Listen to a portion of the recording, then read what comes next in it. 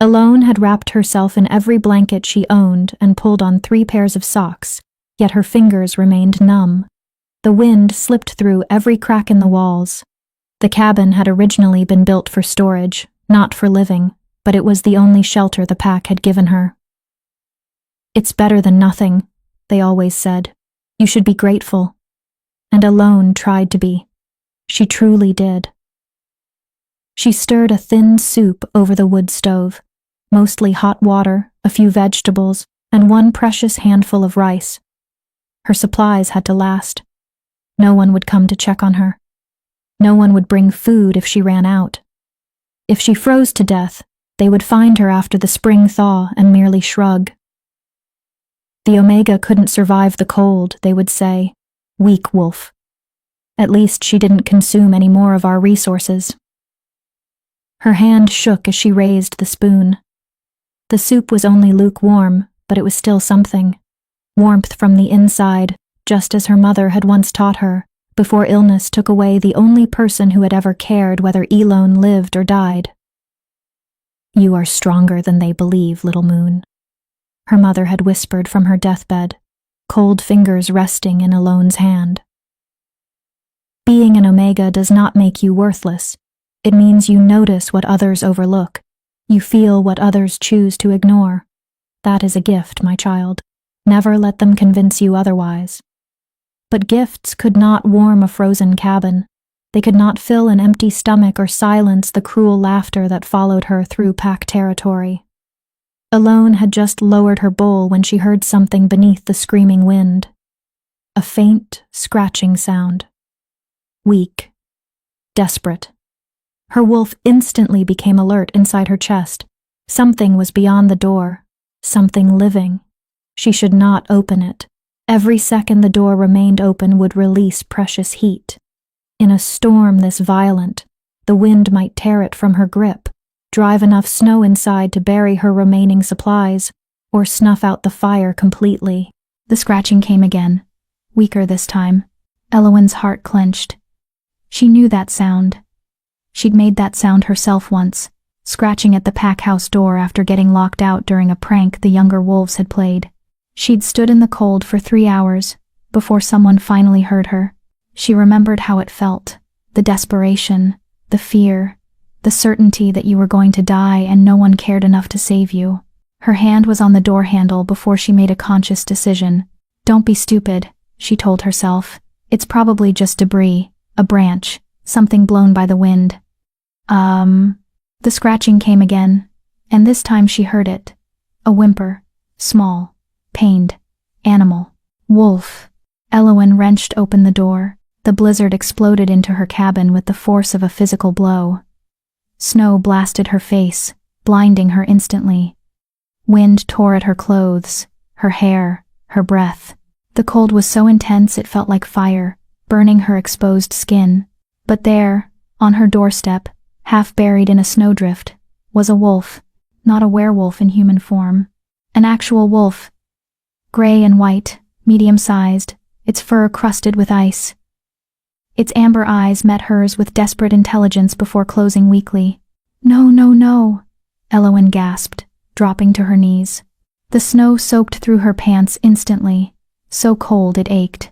She grabbed the wolf under its front legs and pulled. Dead weight, heavier than she expected, her Omega strength barely sufficient for the task. She dragged the wolf over her threshold, grunting with effort. Her muscles screamed, her wolf whimpered with the strain, but she got the animal inside. She turned to close the door, but something made her stop. Eyes, gleaming in the darkness beyond her doorway. Multiple pairs, dozens, more wolves. They emerged from the white curtain of the blizzard like ghosts, gray, black, brown, white. All of them covered in ice. All of them stumbling, swaying, barely able to stand. They moved toward her cabin with the last dregs of their strength, drawn by the light, the warmth, the only hope in miles of frozen death. Elowen's breath caught in her throat. There were so many. Too many. At least a dozen. Maybe more. Her cabin was barely big enough for her. How could she possibly? One of the wolves collapsed in her doorway. A large black male, his tongue lolling, his breathing shallow. He didn't get back up. The decision made itself. "Come on," Elowen called out, her voice barely audible over the wind. "Inside. Now. Come on."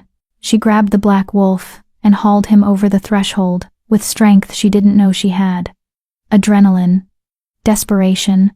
The same thing that let mothers lift cars off their children. She wasn't going to let them die. She couldn't. The wolves came. One by one, they stumbled through her door. She counted them as they entered, her heart pounding. 3, 5, 8, 11. They collapsed on her floor, on her bed, against her walls. Great heaps of frozen fur and ice. Some were smaller, some were massive. One brown male was easily twice her size, his paws as big as her hands. 14, 15 wolves packed into a cabin meant for one person. Elowen slammed the door shut and threw her weight against it, forcing it closed against the wind. The latch clicked, the howling became muffled, and suddenly her cabin was filled with the sound of labored breathing, of whimpers, of animals too cold to even shiver anymore. "Okay," she whispered, looking around at the disaster she'd just invited in. "Okay. Think. Her fire was dying from the door being open. She rushed to it, throwing on more wood with shaking hands. The flames caught, grew, spread heat back into the space.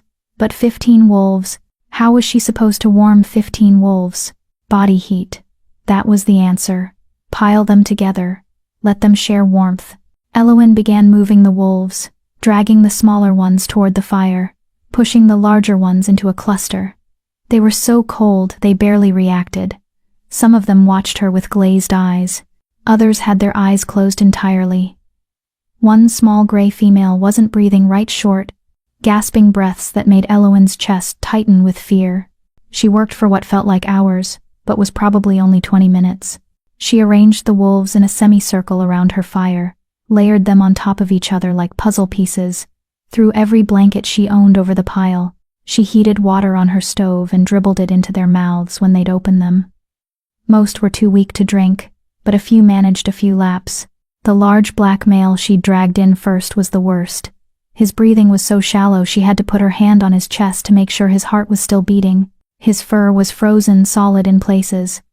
Ice crystals embedded so deep she couldn't brush them out. "Stay with me," she whispered, rubbing his chest, his legs, trying to restore circulation. "Come on, big guy. Don't you dare die in my house. I didn't drag you in here just to watch you go." His eyes cracked open, gold, pure, metallic gold, the most unusual eye color she'd ever seen on a wolf. They focused on her face with an intensity that made her breath catch. Then they closed again. Elowen kept working. She had no idea if she was doing the right thing. She'd never taken care of animals before. The pack had never let her near the kennels. Said she'd probably hurt the hunting dogs with her incompetence. But these wolves needed her. For the first time in her life, something needed her, and she would be damned if she let them down. She fed the fire until her woodpile was half gone. She boiled snow for drinking water. She checked each wolf individually, rubbing their paws, their ears, looking for frostbite. Several had it blackened paw pads, frozen ear tips. She did what she could, warming the areas gently, praying she wasn't making it worse. The gray female with the labored breathing finally evened out, her chest rising and falling steadily. The brown giant started shivering, which was actually a good sign. Elowen remembered. Shivering meant the body was trying to warm itself, meant there was still fight left. One by one, the wolves began to stabilize. As dawn broke, though you couldn't tell through the blizzard, Elowen finally allowed herself to sit. She collapsed against the wall near the fire, her own body shaking with exhaustion. She hadn't slept in over 24 hours. Her clothes were soaked with melted snow. Her hands were raw and aching. Her food supplies were going to run out days faster with this many mouths to feed, and she didn't care, because they were alive, all 15 of them, breathing, warming, surviving. She'd done that. Weak, worthless, Omega Elowen had saved 15 lives. The black wolf with the gold eyes opened them again, and this time he kept them open. He stared at her for a long moment, something ancient and powerful swirling in those unusual irises, something that made her wolf sit up and take notice, made the hair on the back of her neck stand up. Then he closed his eyes and went back to sleep. Eowyn smiled despite her exhaustion. "You're welcome," she whispered. She had no idea that the Omega had just saved the most powerful Alpha in 5 kingdoms. She had no idea that her mercy would change everything. She had no idea that the storm outside was nothing compared to the one she'd just invited into her life. Chapter 2. The Alpha's Secret. The wolves began to stir as true morning arrived, or what passed for morning in the heart of the blizzard. The storm showed no signs of weakening. If anything, the wind had grown more vicious, battering Eowyn's cabin with such force that the walls groaned in protest. She'd managed maybe an hour of sleep, dozing upright against the wall before her body's alarm system kicked in, reminding her that she had responsibilities now. 15 furry responsibilities that needed care. Eowyn pushed herself to her feet, wincing as her muscles screamed. Everything hurt. Her shoulders ached from dragging wolves. Her hands were blistered from feeding the fire. Her head pounded from lack of proper sleep and food. She'd given her last decent meal to the wolves in the form of warm broth, dribbling it into their mouths throughout the night. But they were alive. That made it worth it. The small gray female was the first to fully wake. She lifted her head, ears swiveling, taking in her surroundings with obvious confusion. Her eyes, a soft brown, landed on Eowyn, and for a moment, they just stared at each other. Then the wolf's tail thumped once against the floor. "Thank you," that tail thump said. "I understand what you did." Eowyn felt her throat tighten with unexpected emotion. "You're welcome," she whispered. The gray female struggled to her feet, shaky but determined. She limped over to Eowyn. One of her back paws was badly frostbitten, and pressed her head against Eowyn's leg. The gesture was so trusting, so grateful, that Eowyn had to bite her lip to keep from crying. When was the last time anyone had touched her with kindness? She couldn't remember. "Easy," Eowyn murmured, running her hand over the wolf's head, checking her ears for frostbite. "You're still recovering. Don't push yourself." The wolf huffed a sound almost like laughter and limped back to the pile of sleeping bodies. She settled herself against a large brown male, tucking her nose under her tail. One by one, the others began to wake. Some immediately went back to sleep, still exhausted from their ordeal. Others raised their heads, assessing, watching Eowyn with varying degrees of wariness and curiosity. A few struggled to their feet, testing their legs, their strength. None of them tried to leave, whether because of the storm still raging outside or something else. They seemed content to stay in her warm cabin, packed together like sardines. Eowyn did a head count to make sure everyone was accounted for. 15. Still 15. All breathing. All alive. The black wolf with the gold eyes hadn't moved. He lay in the same position she'd left him in, his massive body still, his breathing deep and even. But something about him drew her attention. Maybe it was his size. He was the largest of the group, easily over 150 pounds of muscle and fur. Maybe it was those unusual eyes she'd glimpsed twice now. Or maybe it was the way the other wolves gave him space. Even in sleep, even piled together for warmth, there was a subtle circle of deference around him. The other wolves didn't quite touch him unless they had to. Eowyn approached slowly, not wanting to startle him. Up close, she could see details she'd missed in her frantic rescue efforts. His fur wasn't just black, it had threads of silver running through it, like starlight woven into midnight. His paws were enormous, his claws thick and sharp even in their current frozen state. There was a scar across his muzzle, old and faded. The mark of a fight survived. This was not a wolf used to losing. She reached out hesitantly, placing her hand on his chest to check his heartbeat. Strong, steady, slow like a drum in the deep. His eyes snapped open. Gold, pure metallic gold, even more striking in the gray morning light. They fixed on her face with an intensity that made her freeze, made her wolf drop into an instinctive submissive posture inside her chest. This was not just a wolf. This was an apex predator, a king among beasts. And she'd just touched him without permission. "I'm sorry," Eowyn breathed, starting to pull her hand back. "I was just checking." He moved faster than anything that size should be able to move. His head came up, his teeth flashing, and for one heart-stopping moment, Elowen thought he was going to bite her. Instead, he pressed his cold nose against her palm. The gesture was so gentle, so deliberately non-threatening, that Elowen's fear evaporated.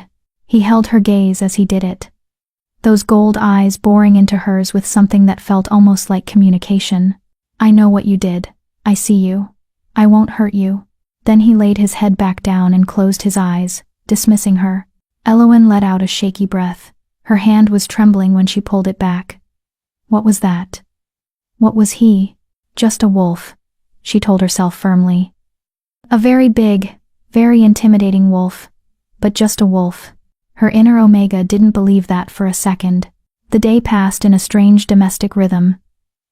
Elowen melted snow for water, a constant task, since 15 wolves drank an enormous amount. She rationed out her food supplies, doing mental math that made her stomach clench.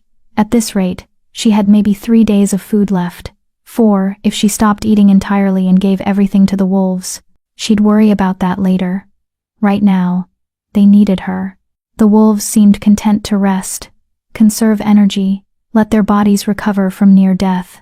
A few of them ventured to the door when nature called, and Elowen learned to time the openings perfectly. Door open just long enough for a wolf to slip out and back in, minimizing heat loss. The storm made even that dangerous. More than one wolf returned with fresh snow crusted to their fur, shivering all over again. The brown giant she'd noticed last night finally woke fully around midday. He struggled to his feet with a groan that sounded remarkably human, shook himself, sending water droplets flying, and fixed Elowen with pale blue eyes that held surprising intelligence. He padded over to her, movements still stiff, and did something that shocked her.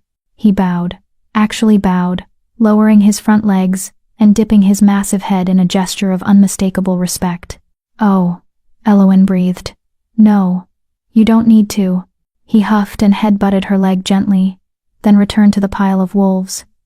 But before he settled, he positioned himself between her and the door, guarding, protecting. Elowen felt her eyes burn with tears she refused to shed. These wolves, these wild animals, were showing her more respect and gratitude than her own pack had in 23 years. By late afternoon, the cabin had settled into an almost comfortable warmth. 15 wolves generated a lot of body heat when clustered together. Elowen had stopped feeding the fire as aggressively, letting it burn lower to conserve her dwindling wood supply. She was checking the frostbite on a young tangent-colored wolf's ears when she felt it. A shift in the air, a change in pressure.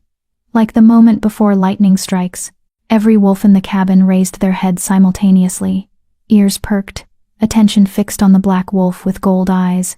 He was waking up. Really waking up this time. He rose to his feet in one fluid motion, no stiffness, no hesitation. The picture of predatory grace. And as he stood to his full height, Elowen realized she'd underestimated his size. He wasn't just large, he was massive. His shoulder came up to her waist. His head would reach her chest if he stood on his hind legs. And every single wolf in the cabin dropped into a submissive posture, heads down, ears back, tails tucked. Even the brown giant who'd bowed to her earlier was practically pressing his belly to the floor. Elowen's breath caught. Oh no. This wasn't just a wolf. This was an alpha. A real alpha. The kind that commanded instant obedience, whose dominance was so powerful it radiated like heat from a forge. And she'd dragged him into her cabin like a sack of potatoes. The black wolf, the alpha, turned those gold eyes on her. He stared for a long moment, his gaze roving over her face, her body, the cabin around them, the other wolves. Assessing, calculating, understanding. Then he walked toward her. Elowen's wolf screamed at her to submit, to lower her eyes, to show her belly, to acknowledge his superiority. Every instinct bred into her over millennia of wolf hierarchy demanded she prostrate herself before this creature. But she'd saved his life. She'd saved all their lives, and damn it, this was her cabin. So Elowen stood her ground. "You're awake," she said, proud that her voice only shook a little. "That's good. You were in bad shape last night. How do you feel?" The alpha stopped directly in front of her.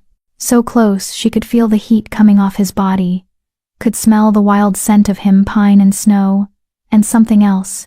something that made her wolf whimper with confused longing. He tilted his head, studying her with an expression that was far too human for a wolf's face. Then he did something that made her heart stop. He shifted. The transformation was instantaneous. One moment, a massive black wolf. The next, a naked man kneeling on her cabin floor. And not just any man. He was beautiful in a way that hurt to look at. Tall at least 6.5 feet, broad-shouldered and heavily muscled like a warrior. His skin was tan, his hair black as midnight and just as wild, falling past his shoulders. And his eyes, those impossible gold eyes, were even more striking in a human face. But it was the power rolling off him that made Elowen's knees weak. This was dominance incarnated. This was an alpha, in the truest, most primal sense. This was a king. You, he said, his voice deep and rough from disuse, are either the bravest Omega I've ever met, or the most foolish. Behind him, the other wolves began to shift too. One by one, naked men and women appeared where wolves had been. All of them averting their eyes from the black-haired man. All of them radiating submission. Werewolves. They were all werewolves. And Elowen had just let 15 strange werewolves into her home. She started, but her voice failed her. The man rose to his full height, towering over her. He took a step closer, and Elowen's back hit the wall. She was trapped between Wood and Alpha. Between safety and a predator who could kill her with one hand. "What's your name?" he asked softly, dangerously. "Elowen," she whispered. "Elowen Thornheart. Of the Silver Pine Pack." Something flickered across his face. Surprise, then something darker. "Silver Pine," he repeated slowly. "Alpha Donovan's territory." She nodded, not trusting her voice. "And where is your pack, little Omega? Why are you alone in this storm?" The question was casual. The tone was not. There was steel beneath silk, threat beneath courtesy. Elowen lifted her chin, drawing on reserves of courage she didn't know she possessed. "They didn't want me at the pack house. Said I'd be a drain on resources. So I stayed here." Silence, heavy and suffocating. Then, "They left you to die." It wasn't a question. "I'm used to it," Elowen said, and hated how small her voice sounded. The Alpha's eyes flashed with something that might have been rage. His jaw clenched. The other werewolves in the cabin shifted nervously, feeling their leader's anger like a physical force. "You saved us," he said finally. 15 werewolves at great risk to yourself. You shared your food, your fire, your shelter. You asked for nothing in return. You needed help, Elowen said simply. I couldn't let you die. Even knowing what we were? Even knowing the danger? I didn't know what you were until 30 seconds ago, she admitted. I just knew you were freezing. The Alpha stared at her for a long moment. Then, impossibly, he smiled. It was small, barely a curve of his lips, but it transformed his face from terrifying to devastating. My name, he said, is Chaol Stormborn. Alpha King of the Northern Territories, Lord of the 5 Kingdoms, Commander of the Royal Guard. Elowen's heart stopped. Alpha King. The Alpha King. The most powerful werewolf in the known world. The ruler of territories that spanned thousands of miles. The wolf that other alphas bowed to. She'd dragged the Alpha King across her threshold and made him drink broth from a chipped bowl. Oh, goddess, she breathed. Oh, goddess, I'm so sorry. I didn't know. I never would have. Never would have what? Chaol interrupted gently. Saved my life? Saved the lives of my royal guard? He gestured to the other werewolves, who were watching the exchange with expressions ranging from awe to amusement, because that's what you did. Elowen Thornheart, you saved the king and his most trusted warriors, without hesitation, without expectation of reward. I just did what anyone would do, she stammered. No. His voice was firm. You did what almost no one would do. You showed mercy to strangers, compassion to creatures who could have torn you apart. Selflessness, when you had every reason to be selfish. He reached out slowly, telegraphing his movement, giving her every chance to pull away. When she didn't, he cupped her face with one large hand. His palm was warm, calloused, gentle. "You are no Omega, Elowen Thornheart," he said quietly. "You are a queen who doesn't know her own worth." Elowen's world tilted, and outside, the storm began to scream. Chapter 3. The King's Decree. Elowen couldn't breathe, couldn't think. The Alpha King's hand on her face felt like a brand, marking her, claiming her in some way she didn't understand. His gold eyes held hers with an intensity that made her wolf roll over in complete submission, but also something else. Something that felt like recognition. "Your Majesty." One of the other werewolves spoke up, a woman with auburn hair and sharp green eyes. "We need to assess our situation. The storm, our location, communication with the capital." Cale's hand dropped from Elowen's face, and she immediately felt the loss of his warmth. He turned to address his guard, and the shift in his demeanor was instantaneous. Gone was the gentle male who'd called her a queen. In his place stood a commander, a ruler, every inch of him radiating authority. "Report Valencia," he ordered. The auburn-haired woman Valencia straightened. Like all of them, she was naked, but she wore her nudity with the casual confidence of a warrior who'd shifted 1,000 times. "We were 3 hours into our patrol of the northern border when the storm hit. Visibility dropped to 0 within minutes. We tried to make it back to the forward outpost, but the temperature fell so fast that several of our wolves began showing signs of hypothermia. I ordered us to find shelter," the brown giant added. He had a deep, rumbling voice that matched his size. "We tracked a smoke scent, her fire, but by the time we reached the cabin, we were all past the point of shifting back. The cold had locked us in wolf form." Cale nodded grimly. "If we'd tried to shift, we would have died instantly. Human form has no defense against that kind of cold." His gaze flicked to Elowen.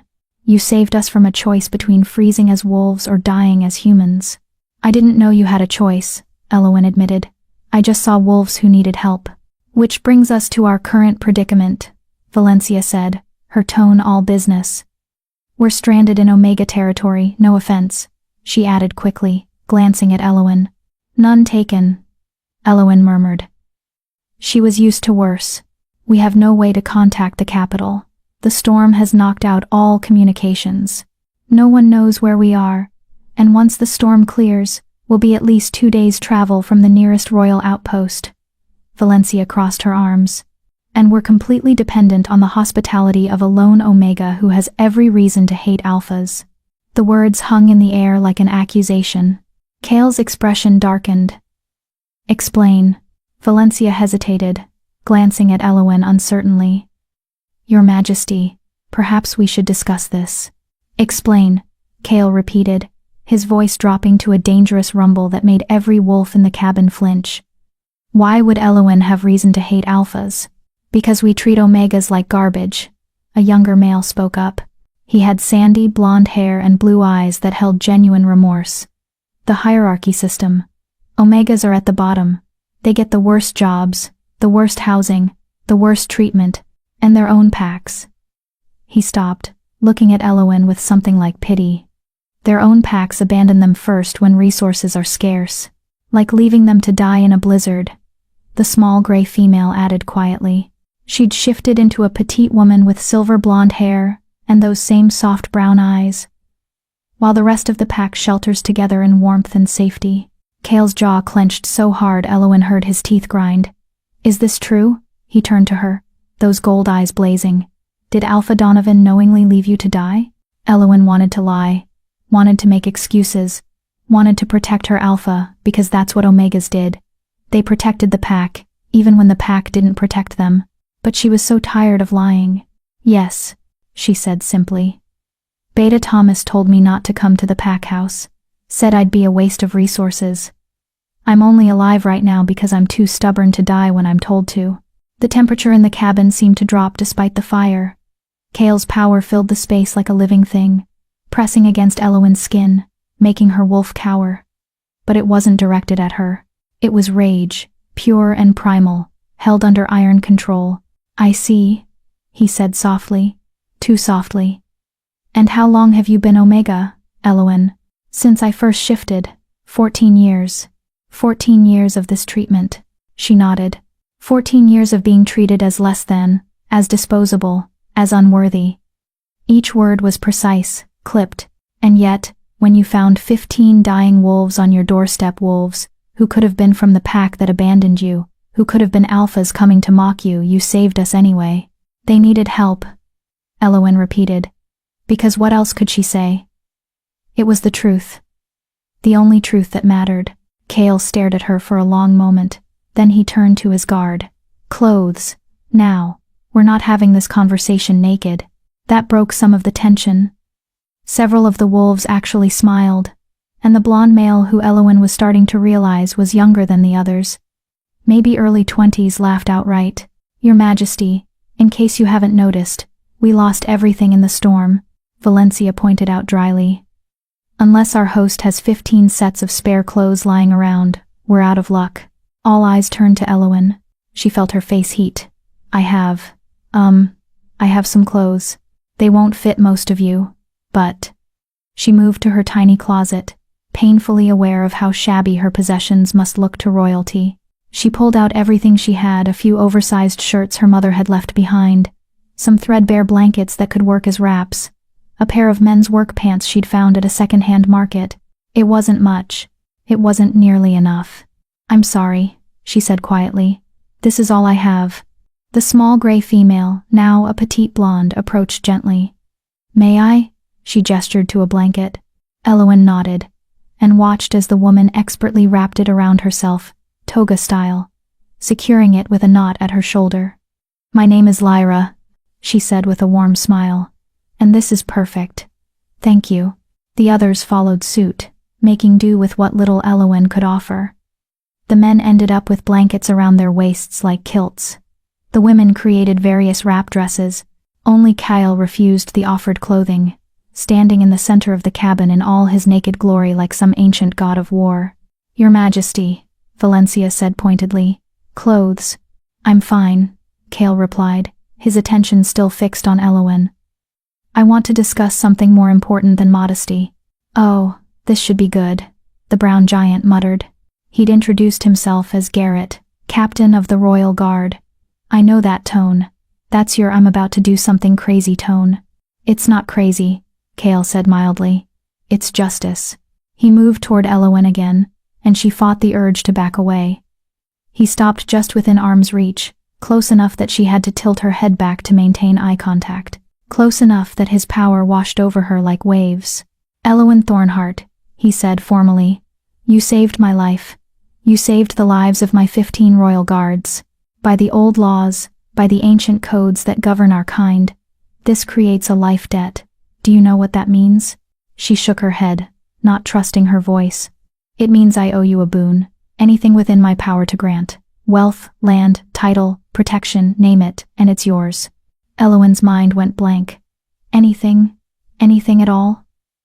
She could ask for money, enough to leave Silverpine, to start over somewhere far away where no one knew she was Omega. She could ask for a home, a real home with strong walls and a proper bed. She could ask for, I don't want anything, she heard herself say. Kale's eyebrows rose. Nothing? You don't owe me anything. I just did what was right. Which is precisely why you deserve to be rewarded, he countered. Elowen, be reasonable. You have nothing. Your pack has cast you out in all but name. You're surviving on scraps in a cabin that's barely standing. Let me help you.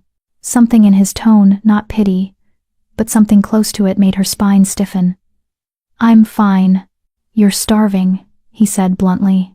I can see your ribs. When did you last have a full meal? Elowen's face burned with shame. That's none of your... 3 days ago, Lyra interrupted softly. I can smell it on her. She hasn't eaten properly in at least 3 days. And her food stores. She glanced at the nearly empty shelf. She has maybe enough for 2 more days, and she was going to give it all to us. Wasn't she? The silence was damning. Elowen, Kale said, and his voice had gone gentle again. Dangerously gentle. Tell me the truth. If we stay here until the storm ends, will you have enough food for yourself? She wanted to lie. Goddess, how she wanted to lie. No, she whispered, but I'll manage. I always do. Unacceptable. The word was flat, final. Cale turned to his guard. Inventory. What do we have that could help? Nothing, Garrett admitted. We were traveling light for the patrol. No supplies beyond what we carried in wolf form, and we lost everything in the storm. Then we hunt, Cale decided. Storm or no storm, there has to be game out there. Will, you can't. Eowyn interrupted. The storm is too severe. You'll die if you go out there for more than a few minutes. I've been watching it. Nothing could survive out there, which means any game that was nearby is either dead or sheltered so deep you'd never find it. Cale's frustration was palpable. Then what do you suggest? We all sit here and watch you starve to feed us? I suggest you stop worrying about me, Eowyn said, lifting her chin. I'm not your responsibility. I'm not anyone's responsibility. I've been taking care of myself for a long time, and I'll keep doing it. You shouldn't have to, Lyra said quietly. No one should have to survive alone like this. Well, that's what Omegas do, Eowyn replied, unable to keep the bitterness from her voice. We survive in the cracks, in the spaces no one else wants. We make do, we endure, and we definitely don't expect Alpha Kings to solve our problems. The words came out harsher than she intended, and she immediately regretted them. These wolves had been nothing but kind to her, well, as kind as naked strangers could be. They didn't deserve her anger, but Cale didn't look offended. If anything, he looked thoughtful. You're right, he said finally. You've been surviving alone, enduring abuse that should never have been tolerated, treated as lesser by wolves who should have protected you. He paused. But that ends now. What? You saved the Alpha King's life, Cale said, his voice taking on a formal quality that made everyone in the cabin stand straighter. By ancient law, that grants you the right to petition me for justice. So I'm asking you formally, Eowyn Thornhart, do you wish to bring charges against Alpha Donovan and the Silverpine Pack for abandonment and abuse of a pack member? Eowyn's heart stopped. I what? No, I can't. That's not— You can, Cale interrupted. And I'm telling you that you should. Because what they did to you is not just cruel, it's illegal. Pack law requires Alphas to care for all members, including Omegas, especially Omegas. Abandoning you to die in a storm is grounds for removal from power. He'll kill me, Eowyn whispered. If I bring charges, if he finds out I survived and told you what happened, he'll kill me. No, Cale said, and there was something absolutely lethal in his voice. He won't, because you're under my protection now. Any wolf who touches you will answer to me. And I promise you, little Omega, they will not enjoy that conversation. Eowyn looked around the cabin at the 15 royal guards, all of whom were nodding in agreement. These were the most powerful wolves in the kingdom, and they were on her side. It was terrifying. It was overwhelming. It was everything she'd never dared to hope for. I need to think, she managed. This is all too much. Too fast. I can't. A massive crack split the air, loud as thunder. Everyone froze. The roof, Garrett said grimly. The weight of the snow. It's going to collapse. And as if his words had summoned it, the ceiling began to groan. Don't forget to subscribe. Chapter 4. Shelter in the storm. The cabin exploded into motion. Everyone out! Cale roared, his command voice brooking no argument. Now! But Eowyn stood frozen, staring up at the ceiling as it bowed inward, snow pressing down with thousands of pounds of crushing weight. Her home. Her only shelter. Everything she owned was in this cabin, her mother's few belongings, her sparse supplies, the memories of every cold night she'd survived alone. Eowyn! Strong hands grabbed her waist, lifting her bodily off the floor. Cale. He had her pressed against his chest, moving toward the door even as another crack split the air. Move, damn it. The world became chaos. Wolves scrambled for the exit, grabbing what supplies they could. Valencia snatched up Eowyn's blankets. Lyra grabbed the food stores. Garrett was literally holding the doorframe, his massive body braced against it to keep it open as wolves poured through. The ceiling groaned again, a sound like a dying beast. Cale hit the doorway at a run, Eowyn still clutched in his arms. The blizzard outside was a wall of white death, wind so strong it nearly knocked them backwards. The cold hit like a physical blow, stealing breath, burning exposed skin. "The trees!"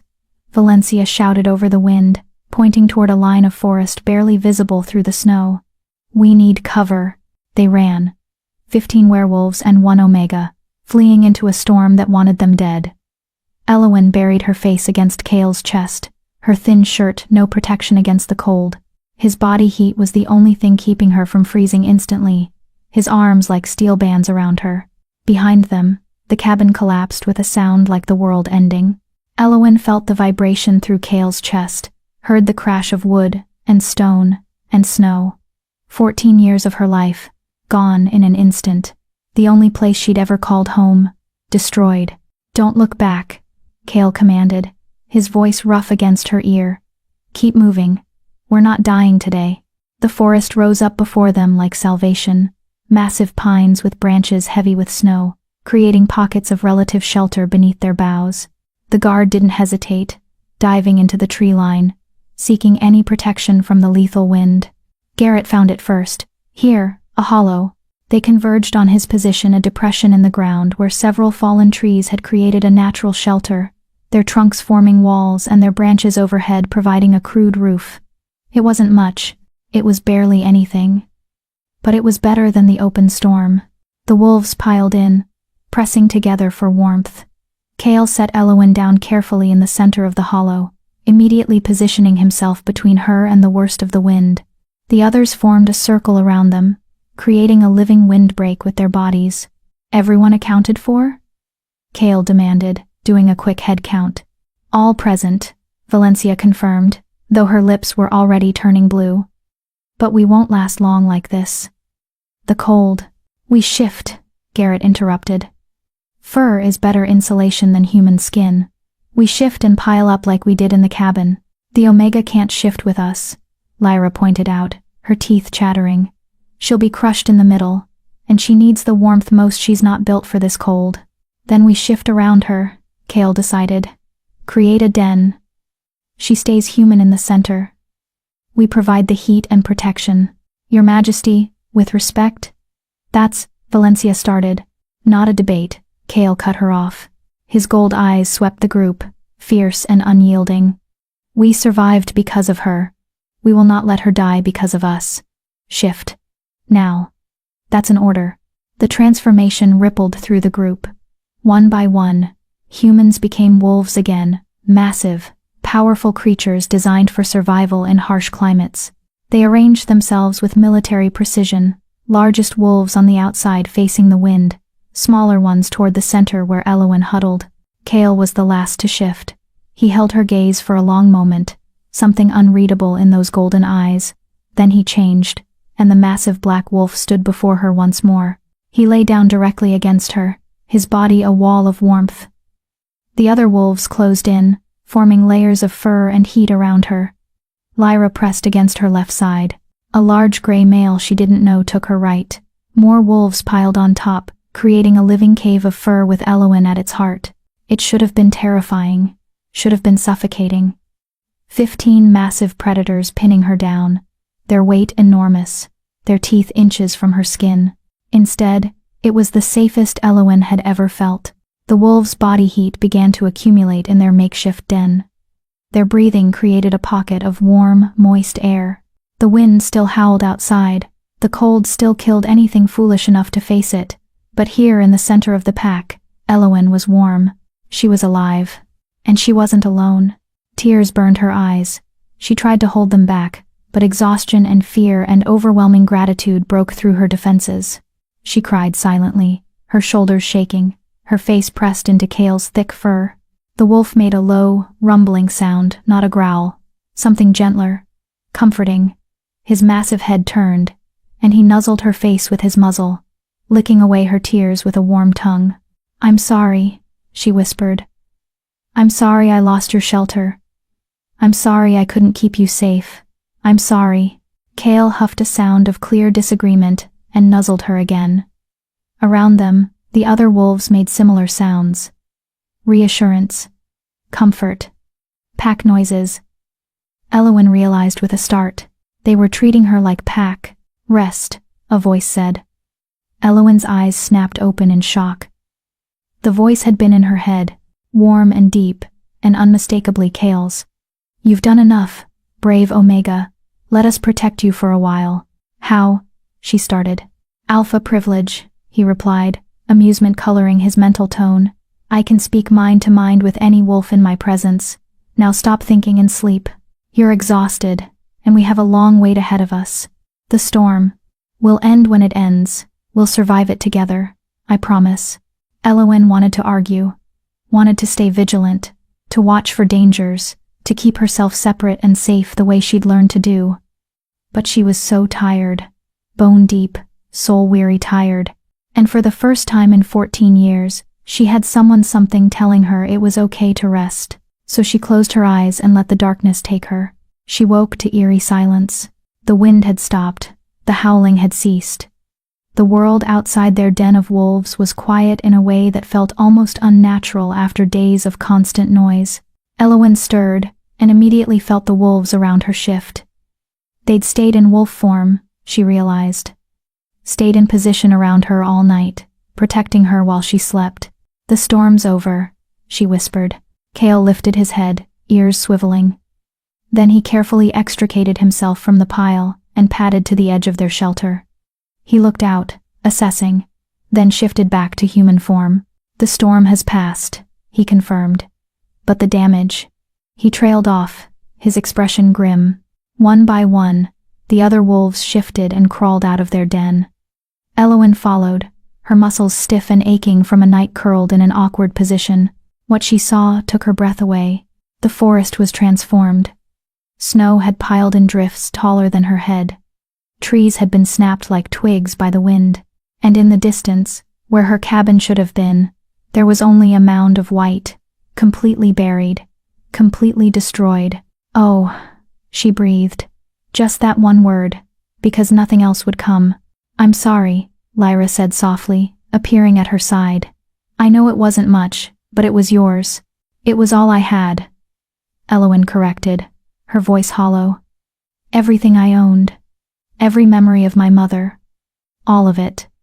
Gone. Not everything, Valencia said, holding up the bundle of blankets she'd grabbed during the evacuation. We saved what we could. It wasn't much. A few blankets, some canned goods, her mother's old shawl. Eowyn took the shawl with trembling hands, pressing it to her face. It still smelled like her mother, lavender and honey and safety. She'd lost everything else. But she had this. It was something. What now? The young blonde male asked. He'd introduced himself as Finn during the night. Speaking mind to mind the way Chaol had. We're stranded in Omega territory with no supplies, no shelter, and no way to contact the capital. We walk, Chaol said simply. The forward outpost is 2 days northeast. We can make it in wolf form in less time if the weather holds. And her? Garrett jerked his chin at Eowyn. She can't keep pace with us in wolf form. And she certainly can't walk 2 days through snow this deep in human form. All eyes turned to Eowyn. She straightened her spine, refusing to be the weak link. I'll manage. I've survived worse. Have you survived a 2-day forced march through chest-deep snow in temperatures well below freezing? Valencia asked, not unkindly. Because that's what we're looking at. Then I'll stay here, Eowyn said, lifting her chin. Find shelter, wait for rescue. You don't need to slow down for me. Absolutely not, Chaol said flatly. We're not leaving you. Your Majesty, be reasonable, Valencia argued. She'll slow us down. We could make the outpost in half a day if we run in wolf form. With her, it'll take 3 days minimum. And we have no food, no water beyond melting snow. No, I said no, Chaol interrupted, his voice dropping to that dangerous alpha rumble. Eowyn stays with us. We'll figure out the logistics. I can carry her, Garrett offered. In wolf form, she's small enough. For 2 days? Finn shook his head. That's insane. Even you'd be exhausted by the end, and then we'd have 2 liabilities instead of 1. We could take turns, Lyra suggested. Rotate who carries her every few hours, distribute the burden. They were talking about her like she was cargo. A problem to be solved. Elowen felt her cheeks burn with humiliation. This was exactly why she'd learned to survive alone. She refused to be anyone's burden. I have another idea, Kale said quietly, but Elowen has to agree to it. Everyone fell silent. Kale approached her slowly, those gold eyes intense on her face. There's a way to make this work, a way to keep you safe, keep you warm, and allow us to move at full speed. How? Elowen asked warily. You become part of the pack, he said. Officially. Right now. I perform a temporary pack bond. It'll link you to us, let you shift with our protection, let you draw on our strength. You'll be able to keep pace with us in wolf form because you'll have alpha-level power backing you. Elowen's mouth fell open. That's not possible. Omegas can't bond to alpha packs. The power differential is exactly why it would work, Kale interrupted.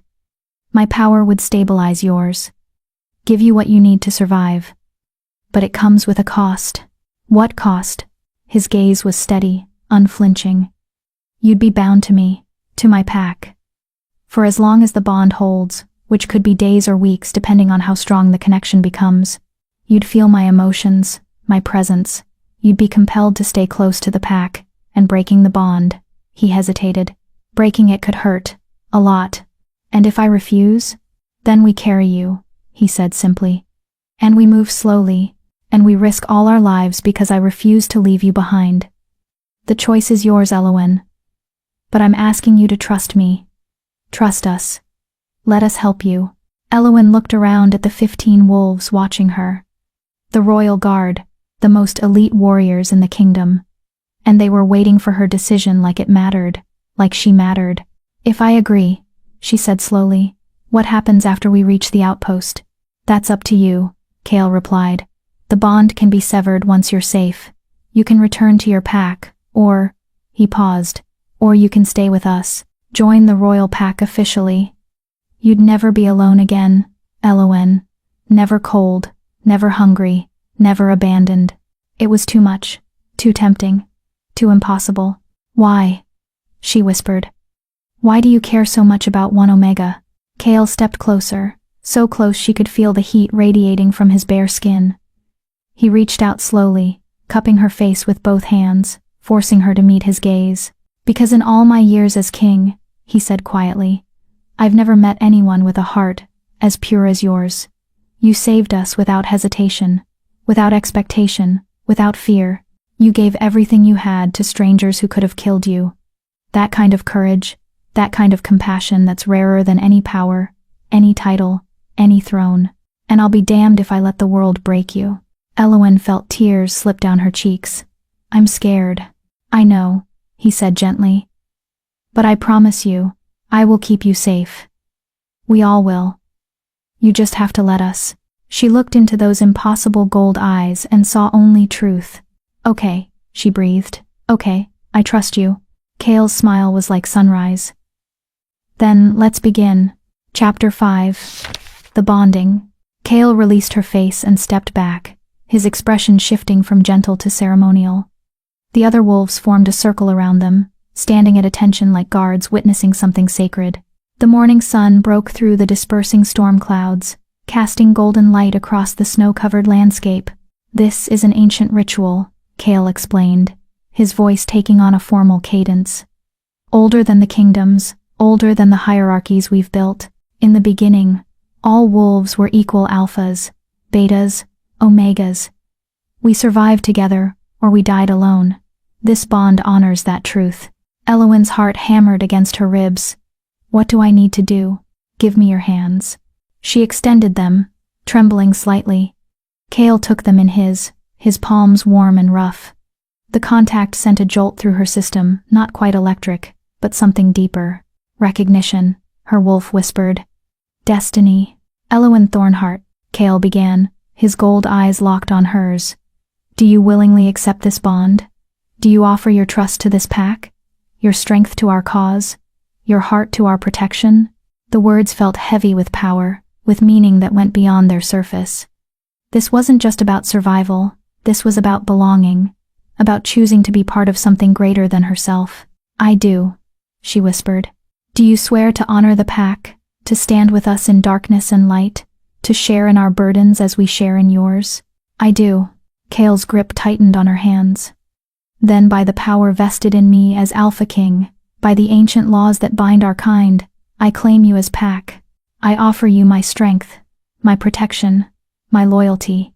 What threatens you threatens me. What hurts you hurts me. We are bound, from this moment forward, until death or choice parts us. The last word barely left his lips before the world exploded. Power slammed into Elowen like a tidal wave. Not her power, his. Alpha strength, raw and overwhelming, pouring into her system through their joined hands. She gasped, her knees buckling, but Kale held her upright. His eyes blazed pure gold, no white visible, no pupil, just molten power. Don't fight it, he commanded, his voice echoing with alpha compulsion. Let it in. Let it change you. Elowen had no choice. The power flooded through her veins like liquid fire, burning away everything weak, everything broken. Her wolf, small and timid and cowering, suddenly roared to life, growing, strengthening, fed by alpha magic until she was no longer a frightened shadow but something magnificent. She felt the others too. 15 distinct presences blooming in her mind like stars. Valencia's sharp intelligence, Garrett's steady strength, Lyra's gentle warmth, Finn's playful energy. Each member of the Royal Guard became a point of light in her consciousness, connected by threads of pack bond. And at the center of it all was Kale, blazing like the sun. His presence in her mind was enormous, overwhelming, all-consuming. She felt his power, yes, but also his emotions, his fierce protectiveness, his unexpected tenderness, his absolute certainty that she was worth saving. It was too much, too intense. Elowen felt herself fracturing under the weight of it all. Stay with me, Kale's voice, both out loud and in her mind. You can handle this. You're stronger than you know. I can't, she gasped. You can. You already have. You survived 14 years alone. You saved 16 lives without hesitation. You faced down an Alpha King with courage. This power doesn't make you strong, Elowen. It just reveals what was always there. His words anchored her, gave her something to hold on to as the transformation completed. The fire in her veins began to cool, settling into a steady warmth. The presences in her mind shifted from overwhelming to comfortable, and her wolf goddess, her wolf, stood tall and proud for the first time in her life. Elowen opened eyes she didn't remember closing. Kale was smiling at her, his own eyes back to their normal gold. Welcome to the pack, Elowen. She tried to respond, but her voice came out as a sob. The emotion was too much joy and relief and belonging all tangled together. She'd spent 14 years invisible, untouchable, alone, and now she had 16 wolves in her head, their warmth and acceptance washing over her like a benediction. I know, Kale said softly, pulling her into an embrace. I know, let it out. So she did. She cried against his bare chest while the Alpha King held her, while the Royal Guard surrounded them in a protective circle, while the sun rose higher and painted the snow with gold. She cried for every lonely night, every cruel word, every moment she'd believed she was worthless. And when she was done, when the tears finally stopped, she felt lighter, cleaner, reborn. Better? Lyra asked gently, appearing at her side with a blanket. Elowen nodded, accepting the covering.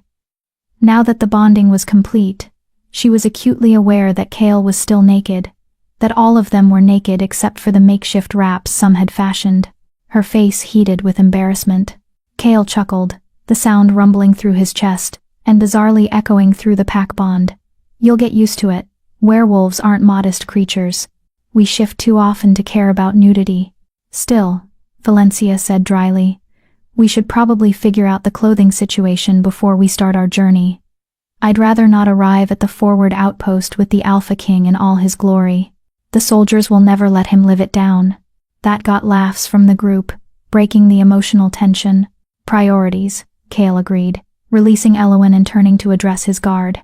We need to assess our resources, plan our route, and determine our best speed. Garrett, what's your read on the weather? The big man tilted his head back, sniffing the air. Cold but clear. No more storms on the horizon. At least not for the next few days.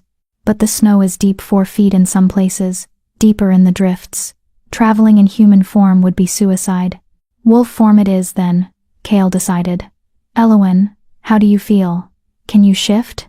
She blinked, startled. She hadn't even thought about shifting. The transformation had always been painful for her, difficult, something she avoided unless absolutely necessary. But now, with the pack bond humming in her veins, I think so, she said slowly. It feels different. Easier. Try it, Kale encouraged. We'll be right here if something goes wrong. Elowen took a deep breath and reached for her wolf. Normally, this was like trying to grasp smoke. Her wolf was so small, so weak, that the shift required intense concentration and left her exhausted. Not anymore. Her wolf rose up like a tidal wave, powerful and eager. The shift happened in a heartbeat, bones rearranging, fur sprouting, senses sharpening. One moment she was human, the next she was standing on 4 legs, her perspective shifted closer to the ground. But this wasn't her old wolf. This wasn't the small, frightened creature that had barely qualified as a predator. This wolf was bigger, stronger.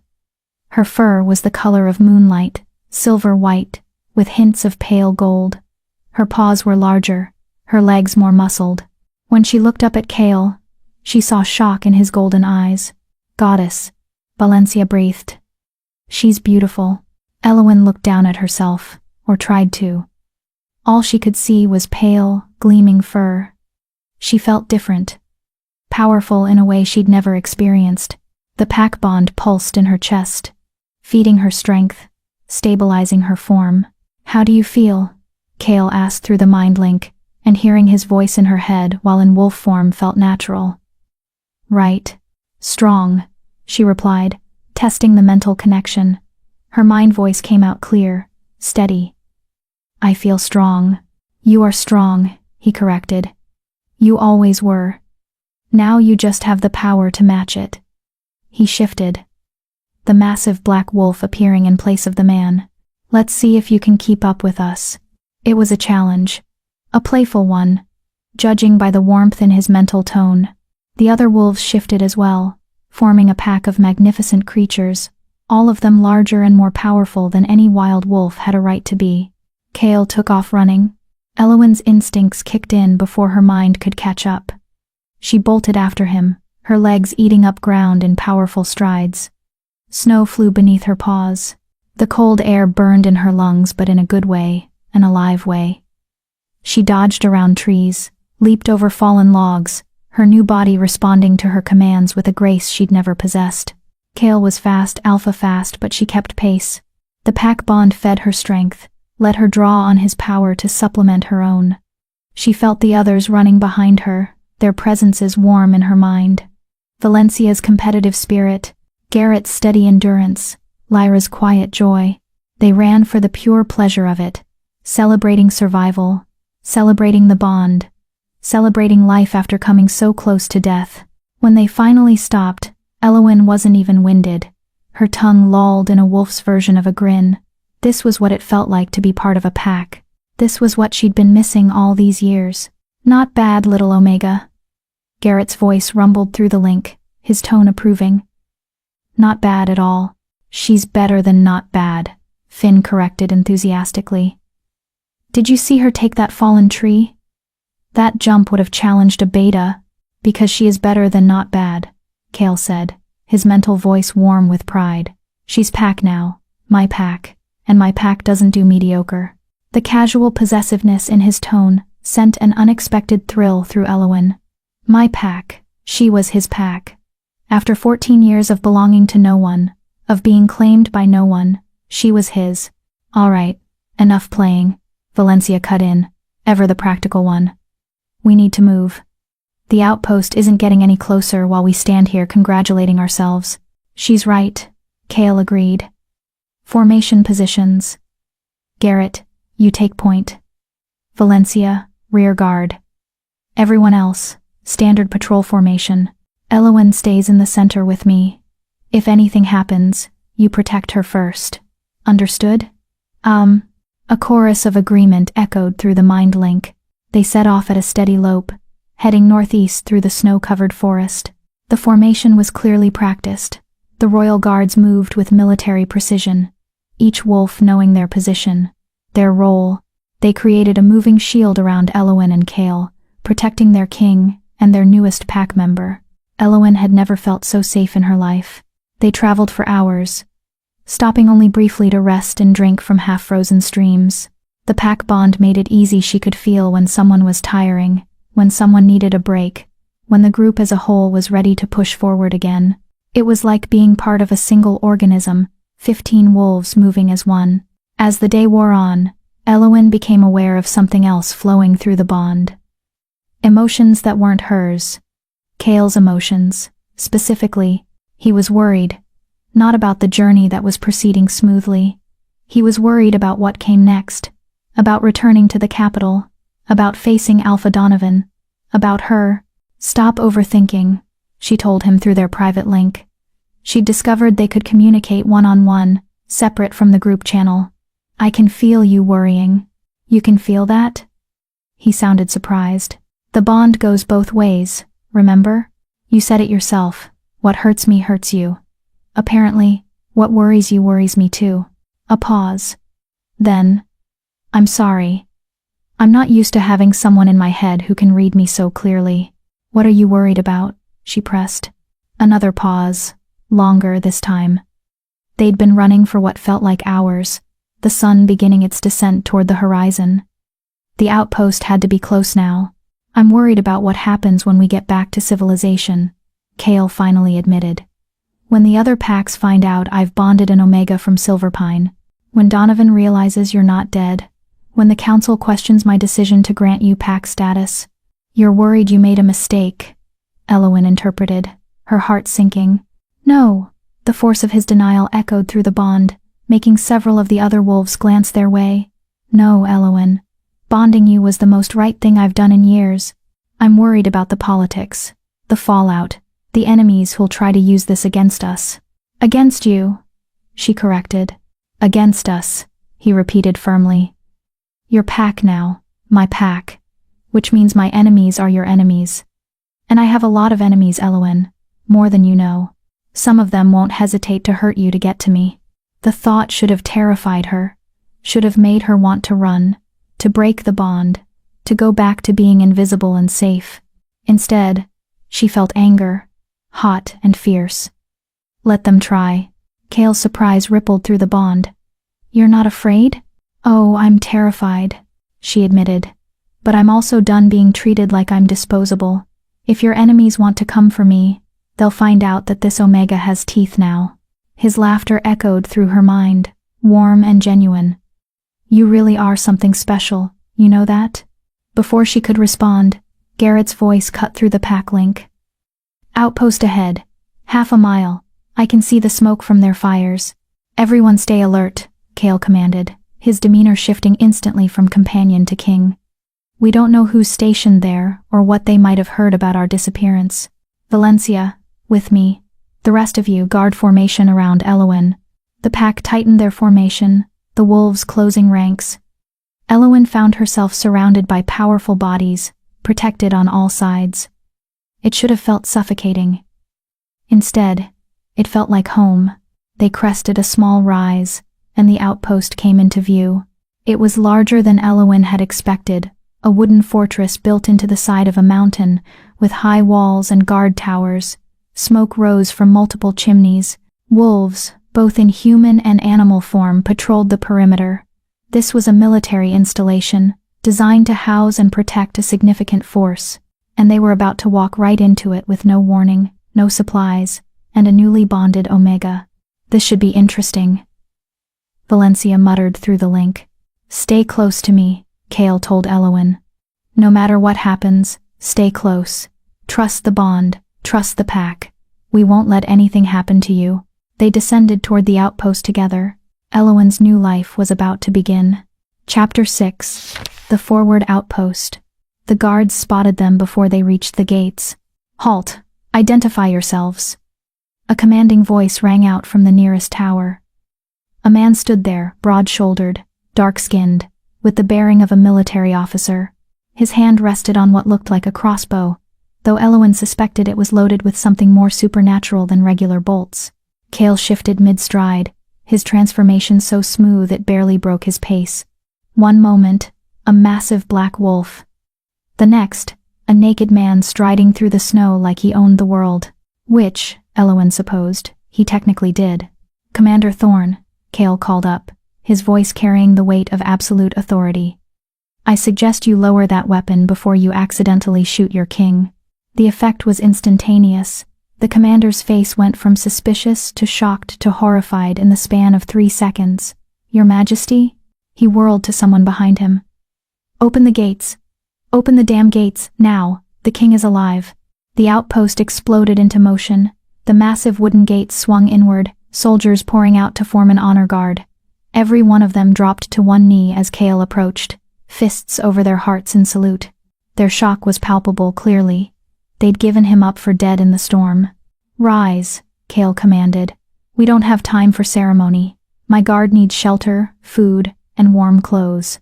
And someone get me a damn pair of pants." That broke the tension. Several soldiers actually laughed, and a young woman sprinted back toward the main building, presumably to fetch clothing. Commander Thorn descended from his tower, moving with military efficiency. He was older than Cale, mid-50s, perhaps with gray threading through his black hair and scars that spoke of decades of service. When he reached Cale, he didn't kneel again. Instead, he clasped forearms with his king, in what was clearly a gesture of deep respect and relief. "We thought you were dead," Thorn said bluntly, his voice rough with emotion. "The storm hit so fast, so hard.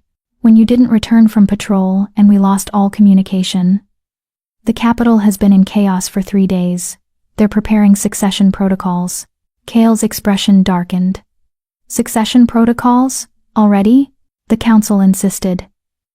"With no word from you or your guard, they assumed the worst." Thorn's gaze swept over the assembled wolves, still in animal form. "I see you all survived. That's miraculous, honestly." "How?" "We'll brief you inside," Cale said, "after we're warm and clothed. But first." He turned, gesturing toward where Elowen stood in wolf form, still surrounded by her protective guard. "I need to introduce someone." Every eye in the outpost turned toward her. Elowen fought the urge to shrink back, to make herself small and invisible like she'd learned to do in Silverpine. But she wasn't in Silverpine anymore. She was Pack now. Cale's pack. She had 16 wolves at her back who would die for her. So she lifted her head and met their stares head-on. "Shift, Elowen," Cale said gently through their private link. "Let them see you. Show them the wolf who saved their king." She shifted, the transformation coming easily now. Human again, she stood in the snow wearing nothing but her mother's shawl which she clutched around herself desperately. Her long dark hair fell around her shoulders, and she could feel every soldier's gaze assessing her. Small, thin, unremarkable. Everything in Omega was supposed to be, except for her eyes. Her eyes, she knew, now held the reflection of alpha power. The bond had changed her on a fundamental level, and it showed. "Gentlemen," Cale said, his voice carrying across the outpost. "This is Elowen Thornheart. She's the reason your king stands before you today. She saved my life, and the lives of my entire guard during the storm. She gave us shelter, warmth, and protection at great personal cost. And as of this morning, she is a full member of the royal pack." The silence that followed was deafening. Then Commander Thorn did something that made Elowen's throat tight. He went down on one knee, fist over his heart, and bowed his head. "My lady," he said formally, "you have the gratitude of the Northern Guard and the loyalty of every soldier in this outpost. Welcome." One by one, the other soldiers followed suit. Dozens of warriors, dropping to their knees in the snow, bowing to an Omega. Elowen couldn't breathe, couldn't think. This wasn't real. This couldn't be real. "Breathe," Cale murmured through the bond. "You deserve this. Every bit of it." The young woman who'd gone for clothes returned at a run, her arms full of fabric. She approached Cale first, offering him pants and a shirt, both of which he donned with casual efficiency. Then, she turned to Elowen, her expression awed. "My lady," she said breathlessly. "I brought these for you. They might be too big, but—" "They're perfect," Elowen interrupted, accepting the bundle gratefully. Warm wool pants, a thick tunic, fur-lined boots, and a heavy cloak. Practical military clothing, meant for survival in harsh conditions. "Thank you." The girl beamed like Elowen had given her the world. "I'm Sergeant Maya. If you need anything at all, just ask. It's an honor to serve you." "The honor is mine," Elowen replied, and meant it. She dressed quickly, aware of too many eyes still watching. The clothes were indeed too large, clearly meant for someone a foot taller and 50 pounds heavier, but they were warm and clean, and that was all that mattered. The boots were the biggest problem. She had to stuff the toes with extra fabric to keep them from falling off. The other guards shifted and dressed as well, accepting clothing from the soldiers, who seemed almost desperate to help. Within minutes, they'd transformed from a pack of wild wolves into a military unit armed, clothed, and ready for whatever came next. "Inside," Cale commanded. "Now, we need to contact the capital and brief Commander Thorne on everything that's happened. Elowen, you're with me." The last was said with a tone that brooked no argument, not that Elowen had any intention of leaving his side. The outpost, while clearly loyal, was still full of strange wolves. Powerful wolves, dominant wolves who made her instincts scream. Only the pack bond kept her steady. They moved as a unit toward the main building, a large structure that served as both headquarters and barracks. Inside, it was warm and bright, with fires burning in multiple hearths and the smell of cooking food making Elowen's stomach growl audibly. When was the last time she'd eaten? Yesterday? The day before? Everything since the storm hit was a blur. Kitchen first, Cale decided, apparently hearing her stomach through the bond. Or maybe just seeing the way her eyes tracked the smell of food. Then the briefing. "Your Majesty, the capital is waiting." Thorne started. "The capital can wait another 20 minutes, Cale interrupted firmly. "My pack needs food. They've been surviving on nothing for days. We eat first." The mess hall was already filled with off-duty soldiers eating an early dinner. Every conversation stopped when Cale entered. Every soldier rose to attention. "As you were," Cale said, waving them back to their seats. But of course, no one actually sat. They stood there, staring, as the Alpha King led his guard to the serving line like this was perfectly normal. Elowen found herself ushered to the front of the line by soldiers who seemed terrified she might collapse. Plates were piled high with roasted meat, vegetables, bread, cheese, more food than she'd seen in months. She accepted it with trembling hands, overwhelmed by the sheer abundance. Cale guided her to a private table in the corner, his hand warm on the small of her back. The gesture was casually possessive in a way that made several soldiers raise eyebrows. The rest of the guard joined them, forming their familiar protective circle. "Eat," Cale ordered gently. "Don't worry about manners or propriety, just eat." Elowen didn't need to be told twice. She dug in with a desperation that would have embarrassed her under normal circumstances. The food was simple, standard military fare, but to someone who'd been slowly starving for years, it was ambrosia. Meat that actually had flavor, bread that wasn't stale, vegetables that hadn't been rationed down to a few sad pieces. She ate until her stomach hurt, until she physically couldn't take another bite. Around her, the guard did the same. Even Cale, who probably could have maintained his kingly dignity, ate with single-minded focus. When she finally pushed her plate away, tears were streaming down her face again. "Elowen?" Lyra asked with concern. "What's wrong?" "Nothing," Elowen managed. "Everything. I forgot what it felt like. To be full, to not be hungry." She laughed, the sound halfway to a sob. "That's pathetic, isn't it?" "No," Cale said fiercely. "What's pathetic is a pack that let you starve.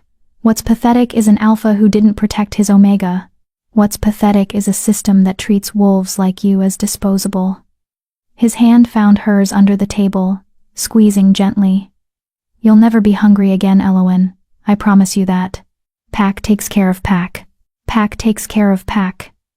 The others echoed in unison. Fresh tears fell. But these were different. These were relief, gratitude, hope. The meal continued with easy conversation, the guards sharing stories of their journey, the soldiers asking questions they were clearly dying to ask but had been too polite to voice. Elowen mostly listened, content to fade into the background, until someone asked the question she'd been dreading. "Begging your pardon, Your Majesty," a young soldier said hesitantly. "But how did you end up in the storm in the first place?" "The patrol was supposed to return before the weather turned." Kale's expression hardened. "We were delayed. By the time we realized how fast the storm was moving, it was too late. We tried to find shelter, but the cold was killing us faster than we could move. We would have died if not for Elowen." "She took you in?" Commander Thorne asked, his tone making it clear he'd already guessed there was more to the story.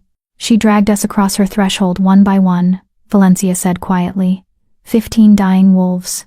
She used her own supplies to warm us, fed us her own food, gave us her own shelter.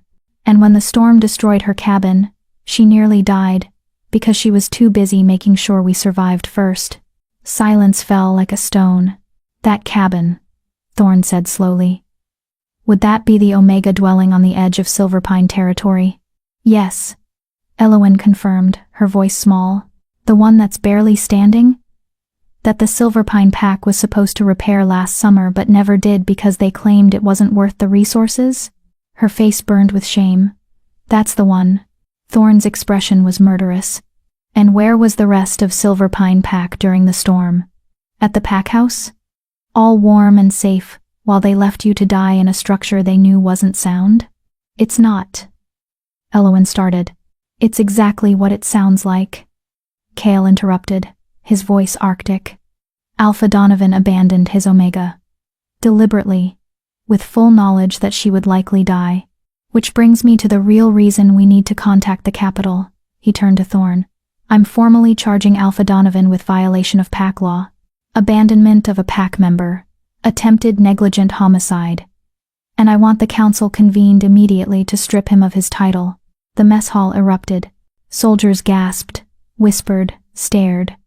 An Alpha being stripped of his title was rare. It required proof of serious crimes and a vote from the Council of Alphas. But if the Alpha King himself brought charges, "Your Majesty," Thorne said carefully, That's a serious accusation. The Council will demand proof." "They'll have it," Kale promised darkly. "Elowen is my proof. Her body tells the story of years of neglect and abuse. Her cabin, what's left of it, will show the conditions she was forced to live in. And I have 16 witnesses who will testify that she was left to die, while the rest of her pack sheltered in comfort and safety. The Council won't like this," Valencia warned. "Donovan has allies, powerful ones. They'll claim you're overstepping. That internal pack discipline is not the King's concern. Then they can challenge me," Kale said flatly. "I'd welcome the opportunity to explain to the Council exactly how I feel about Alphas who abuse their authority and abandon their weakest members. In detail, with demonstrations if necessary." The threat in his voice was unmistakable. Several soldiers actually grinned apparently. The idea of their king going toe-to-toe with corrupt Alphas appealed to them. Elowen, however, felt sick. "This is my fault," she whispered.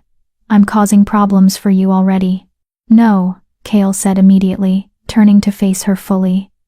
"This is not your fault. This is Donovan's fault for being a piss-poor Alpha. This is the system's fault for allowing Omegas to be treated like trash.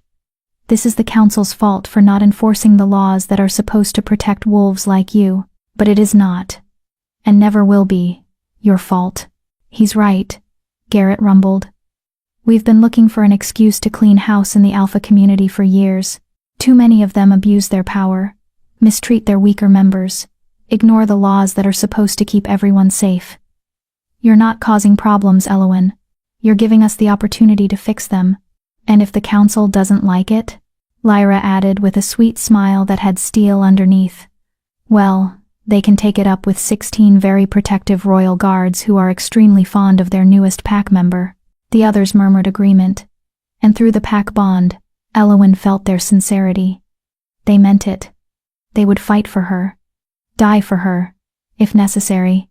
These wolves, she'd known for barely 2 days, cared more about her well-being than the pack she'd been born into. All right, Commander Thorne said, rising to his feet. If we're going to war with the council, we'd better do it right. Let's get you to the communications room. The capital needs to know their king is alive, and Alpha Donovan needs to know his days are numbered. They moved as a group toward the communications center, a heavily fortified room in the heart of the outpost. Elowyn had never seen anything like it. Crystals covered the walls, glowing with soft light. A massive table dominated the center, its surface etched with runes and symbols she didn't recognize.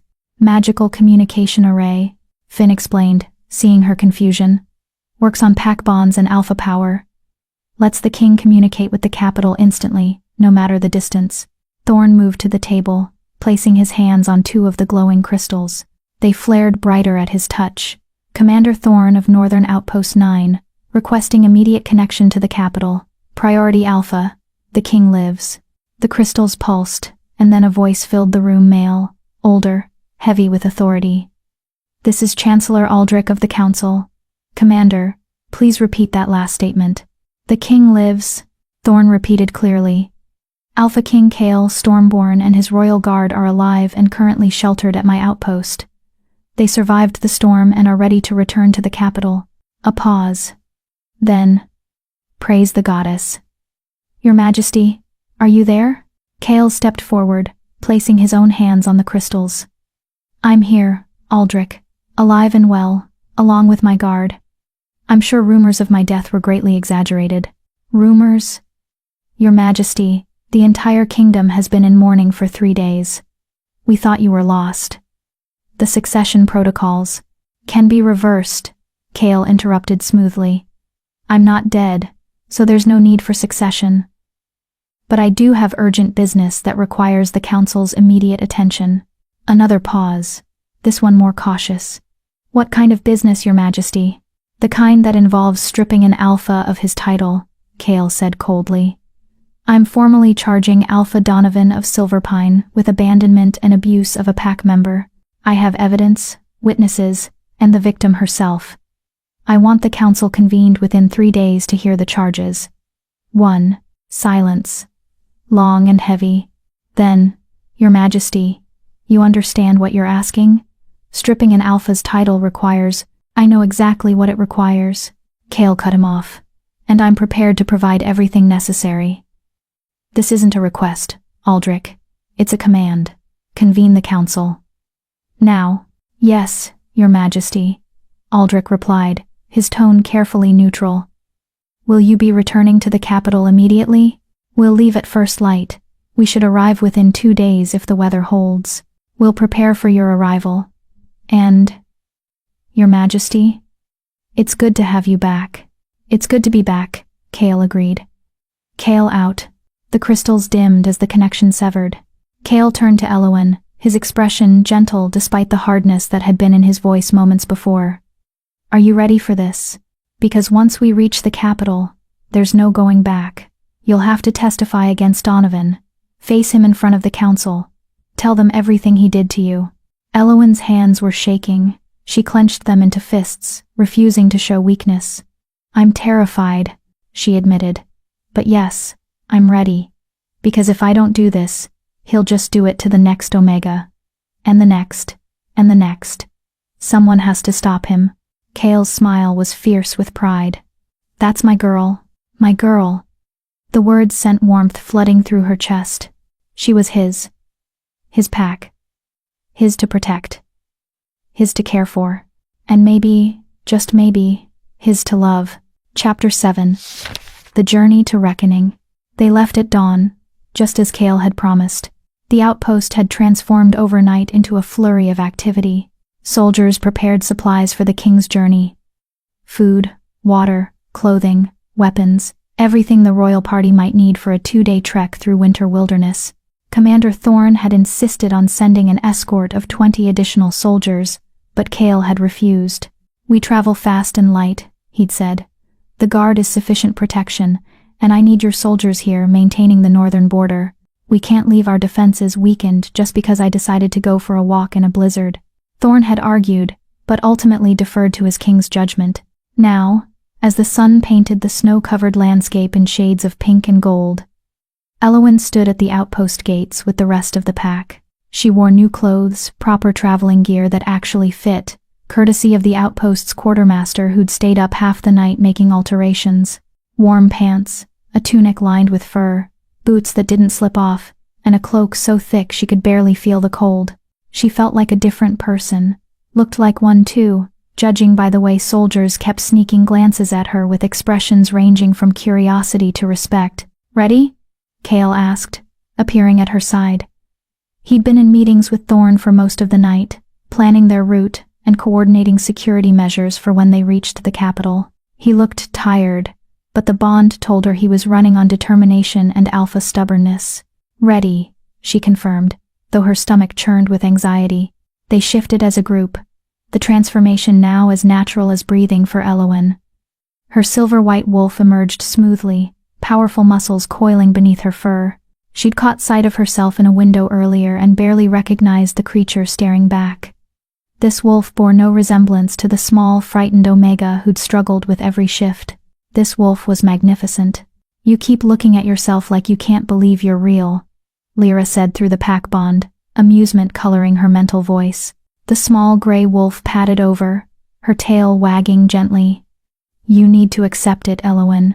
You were always meant to be this." The bond just revealed what was buried. "I was an Omega for 14 years. Elowen replied. "It's hard to forget that overnight." "Then don't forget it," Cale said, his massive black wolf moving to her other side. "Remember who you were. Remember what you survived. But don't let it define who you're becoming." They set off northeast, toward the capital city of Lunaris.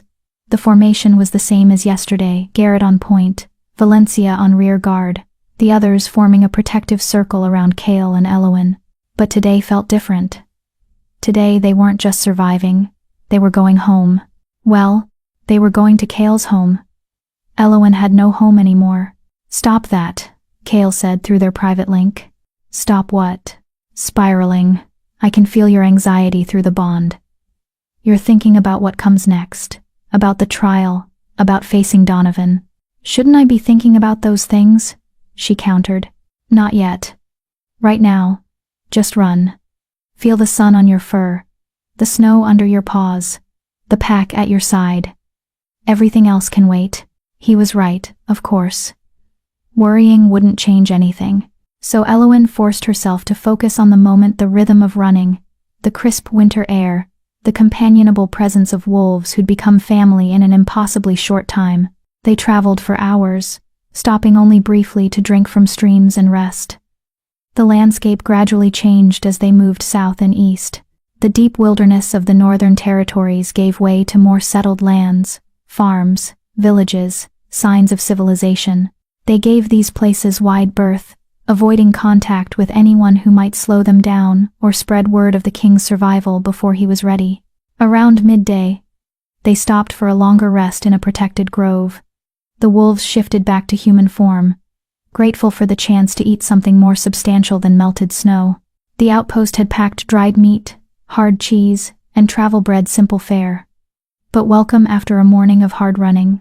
Elowen settled against a tree, accepting food from Finn with a grateful nod. The young wolf had appointed himself her unofficial guardian, always making sure she had enough to eat, enough water, enough warmth. It was sweet, if occasionally overwhelming. "You don't have to mother hen me," she told him gently. "I'm not mother henning," Finn protested, his cheeks flushing. "I'm just making sure you're comfortable. Your pack. It's what we do." "What he means," Valencia said dryly, settling nearby, "is that you're the first Omega to join the royal pack in 50 years, and we're all terrified of messing this up. So yes, we're going to hover. Deal with it." 50 years? Elowen blinked in surprise. "Why so long?" "Because most alphas don't bond Omegas to their primary packs," Garrett explained. He was sharpening a knife he'd acquired from the outpost, his movements methodical. "They keep them in secondary packs, support positions, claim it's for the Omega's safety, but really, it's just prejudice. Omegas are seen as weak links in battle packs." "Which is bullshit," Lyra added firmly. "Some of the strongest wolves I've ever known were Omegas. They just express their strength differently than alphas or betas. Hence why I bonded Elowen to the royal pack, Kale said, appearing from the tree line where he'd been scouting. I don't have time for prejudice or outdated hierarchy nonsense. I need wolves I can trust. Wolves with courage and heart. Elowen has both in abundance. His casual confidence in her made Elowen's throat tight. You barely know me. I know you saved my life without hesitation, Kale replied, settling beside her, close enough that their shoulders touched. I know you sacrificed everything you had for strangers. I know you stood up to an alpha king when any sane wolf would have submitted. I know enough. The council won't see it that way, Valencia warned. They're going to question your judgment, claim the bond was made in haste, without proper consideration. They'll say you were traumatized by the near-death experience and made an emotional decision rather than a strategic one. Let them, Kale said calmly. I've spent 10 years as their king. They know I don't make emotional decisions. And if they push too hard... He smiled, but there was nothing friendly in it. Well, I can be very persuasive when necessary. By persuasive, he means terrifying, Finn stage whispered to Elowen. I heard that, Kale said, but his tone was amused rather than annoyed. They rested for another hour before resuming their journey. The afternoon passed in a blur of running, broken only by brief pauses to navigate tricky terrain. As the sun began to set, painting the sky in brilliant oranges and purples, Garrett signaled a halt. We're about 6 hours from the capital, he reported. We could push through, arrive around midnight. Or we camp here and enter the city at dawn. Dawn, Kale decided immediately. I want full visibility when we arrive. No sneaking in under cover of darkness like we have something to hide. Plus, arriving at dawn means the council will have time to convene during the day, Valencia added. Better to face them when we're all rested, rather than exhausted from an all-night run. They made camp in a sheltered valley, using deadfall to build a fire. It felt strange to be so close to civilization yet still sleeping rough. But none of the wolves complained. This was clearly routine for them. The royal guard spent more time in the field than at the palace, apparently. As darkness fell and stars emerged overhead, the pack settled around the fire. Someone had caught a deer during the afternoon run, and it roasted on a makeshift spit, filling the air with the smell of cooking meat. Elowen's mouth watered, despite having eaten only hours before. Tell me about the capital, she said to no one in particular. What's it like? Overwhelming, Lyra answered immediately. Especially if you've never been to a city. Lunaris is home to nearly 50,000 wolves, plus humans and other supernaturals. The noise alone will be shocking. The palace is the oldest structure in the kingdom, Finn added enthusiastically. Built over 3,000 years ago by the first Alpha King. It's carved into the side of a mountain, with towers that reach so high, you can see them from miles away. It's also a fortress, Garrett said more practically. Multiple defensive walls, guard posts, every 100 feet, magical wards that would incinerate any unauthorized person who tried to enter. The king's safety is taken very seriously, which is why the council is going to lose their minds when they find out I nearly died in a blizzard, Kale muttered. I can already hear the lectures about taking unnecessary risks. To be fair, Your Majesty, Valencia said with a smirk. You did nearly die in a blizzard. They might have a point. Kale threw a piece of bark at her. She caught it effortlessly, laughing. The easy camaraderie made Elowen smile, but it also highlighted how different this pack was from anything she'd known in Silverpine. These wolves genuinely liked each other, respected each other. No one was scrambling for dominance or putting down weaker members. They just existed together, comfortable and content. What are you thinking? Kale asked quietly. He'd moved closer while she was lost in thought, his shoulder pressed against hers. That I've never seen wolves treat each other like this, she admitted. In Silverpine, everything was about hierarchy. Who was stronger, who was weaker, who deserved respect, and who didn't. But you all just care about each other, regardless of rank. That's because rank doesn't matter in a real pack, Kale said. What matters is trust, loyalty, knowing that the wolf beside you will have your back when things go bad. I'd rather have 15 wolves I trust than 100 who only follow me because they're afraid of what happens if they don't. Is that why you chose them? Elowen gestured to the others. Because you trust them? I chose them because they chose me first, Kale corrected. When I became king, the old guard expected me to keep them on. Most of them were corrupt, lazy, more interested in their own power than protecting the kingdom. I fired them all within a week.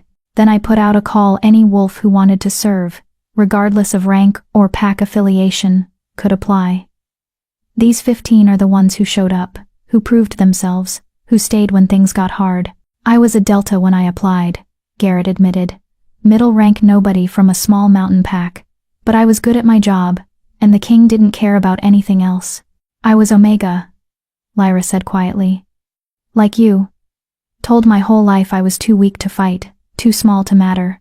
But I'm the best tracker in 5 kingdoms, and His Majesty recognized that talent was more valuable than brute strength. Elowen stared at her. You were Omega? Born and raised, Lyra confirmed with a sad smile. But the king gave me a chance to be more, to prove that Omega doesn't mean worthless. That's why I was so insistent about you joining the pack, Elowen, because I know what it's like to be dismissed and overlooked. And I know what it feels like when someone finally sees your worth. We all have stories, Valencia added. All of us came from places or situations where we were told we weren't enough. The king gave us the chance to prove otherwise. That's why we'd die for him. Not because he's powerful though he is. Not because he's king though he is. But because he sees us. Really sees us. And he makes us better than we ever thought we could be. The others murmured agreement, and through the bond, Elowen felt their sincerity, their love for their king, their loyalty to each other. She'd stumbled into something rare, something precious. I don't deserve this, she whispered. You're right, Kale said, and her heart plummeted. Then he continued. You deserve better. You deserve a pack that valued you from the start, a family that loved you without question, an alpha who protected you instead of abandoning you. But this is what I can offer, Elowen. This pack, this bond, this chance at something better, and I'm asking you to take it. Not because you have to, but because you want to. Did she want it? The question was laughable. She'd wanted to belong her entire life, wanted to matter, wanted to be seen as something other than a burden, or a mistake. And here was an Alpha King offering her exactly that. I want it, she said firmly. All of it. The pack, the bond, whatever comes next. I'm in. Kale's smile was radiant. He pulled her closer, wrapping an arm around her shoulders in a gesture that was both protective and possessive. Good. Because tomorrow, we face the council, and they're going to try to tear you apart. Question your worth, your strength, your right to be in this pack. But I need you to remember something. What? His gold eyes locked on hers, fierce and unyielding. You're not the Omega they expect. You're not weak or worthless or disposable. You're the wolf who saved a king, the wolf who survived 14 years of abuse and came out stronger, the wolf who looked death in the face and said, not today. That's who you are, Elowen Thornheart. And the council is going to learn that the hard way. Around them, the pack howled their agreement. A sound of solidarity, of family, of wolves who would stand together against whatever came next. Elowen lifted her head and howled with them, her voice joining the chorus. Tomorrow, they would face the council. Tomorrow, she would face Alpha Donovan. Tomorrow, her old life would end, and her new one would truly begin. But tonight, she was pack. She was home. She was enough. And nothing would ever take that away from her. Chapter 8. The City of Wolves. Dawn broke over the capital city of Lunaris like a promise. Elowen stood at the crest of a hill, still in wolf form, and stared at the sprawling metropolis below. Nothing could have prepared her for this. Silverpine had been a small pack, maybe 300 wolves at most, scattered across a rural territory. She'd thought that was what a pack looked like. She'd been so wrong. Lunaris stretched as far as she could see. Buildings of white stone and dark wood clustered together in organized chaos, spiraling out from a central mountain like ripples on water. And carved into that mountain, impossible to miss, impossible to ignore, was the palace. It was massive. Towers that pierced the clouds, walls that gleamed like pearl in the morning light, bridges and walkways that connected different sections in a complex web of architecture, flags bearing the royal crest. A wolf's head crowned with stars flew from every tower, snapping in the wind. Overwhelming, isn't it? Lyra's voice came through the pack bond, warm with understanding. That's one word for it, Elowen managed. Her wolf wanted to tuck tail and run. This was too much, too big, too everything. She was just an omega from nowhere. She didn't belong in a place like this. Yes, you do, Kale said firmly through their private link. He moved to stand beside her, his massive black wolf, a solid presence. You belong wherever I say you belong. And I say you belong here, at my side, in my pack, in my home. Understand? She wanted to argue, wanted to list all the reasons why this was insane. But the bond wouldn't let her lie to him, and the truth was, she wanted to believe him. Wanted to believe she could be more than the scared, starving omega who'd been left to die. I understand, she replied quietly. Good. Now, let's go make an entrance. They descended toward the city as the sun climbed higher.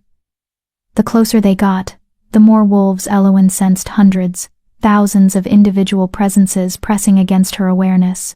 Most were distant, background noise, but some were powerful enough that she felt them like physical touches. Alphas, dozens of them, all in one place.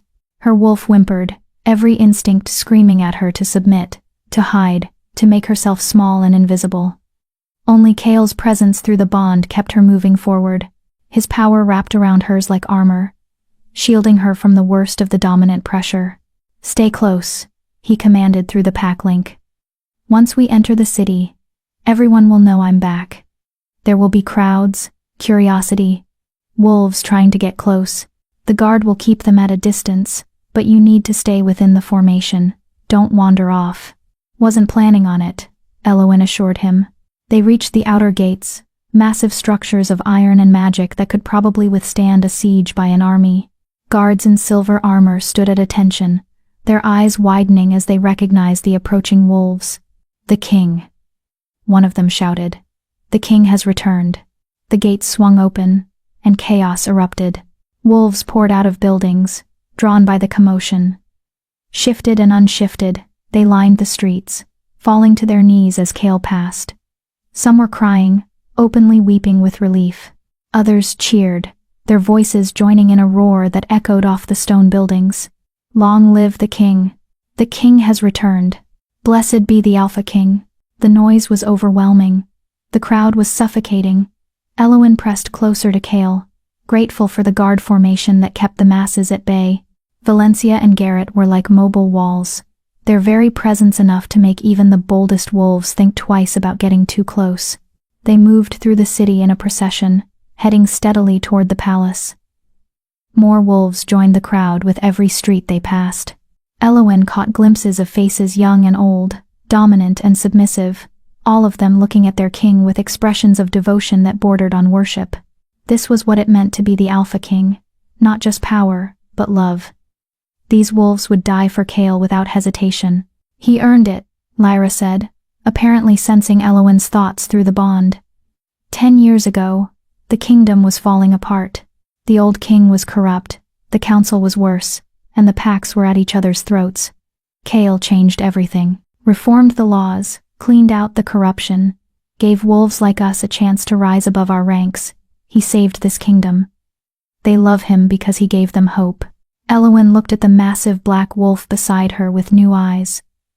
She'd known he was powerful, known he was king, but she hadn't understood what that meant. The weight of it. The responsibility. Don't start pitying me, Kale said dryly through their private link. I chose this life, and I'd choose it again, even if it means nearly dying in blizzards. Especially then, because it led me to you. The words sent warmth flooding through her chest, and she felt his amusement at her reaction through the bond. They reached the palace gates even more impressive up close, and these opened automatically, responding to Kale's presence. The crowd stayed behind, held back by guards who'd materialized from seemingly nowhere. The royal party passed through into a massive courtyard, and the gates closed behind them with a sound of absolute finality. Inside the palace walls, the chaos faded. Here, there was order, Guards in formal armor lined the walls.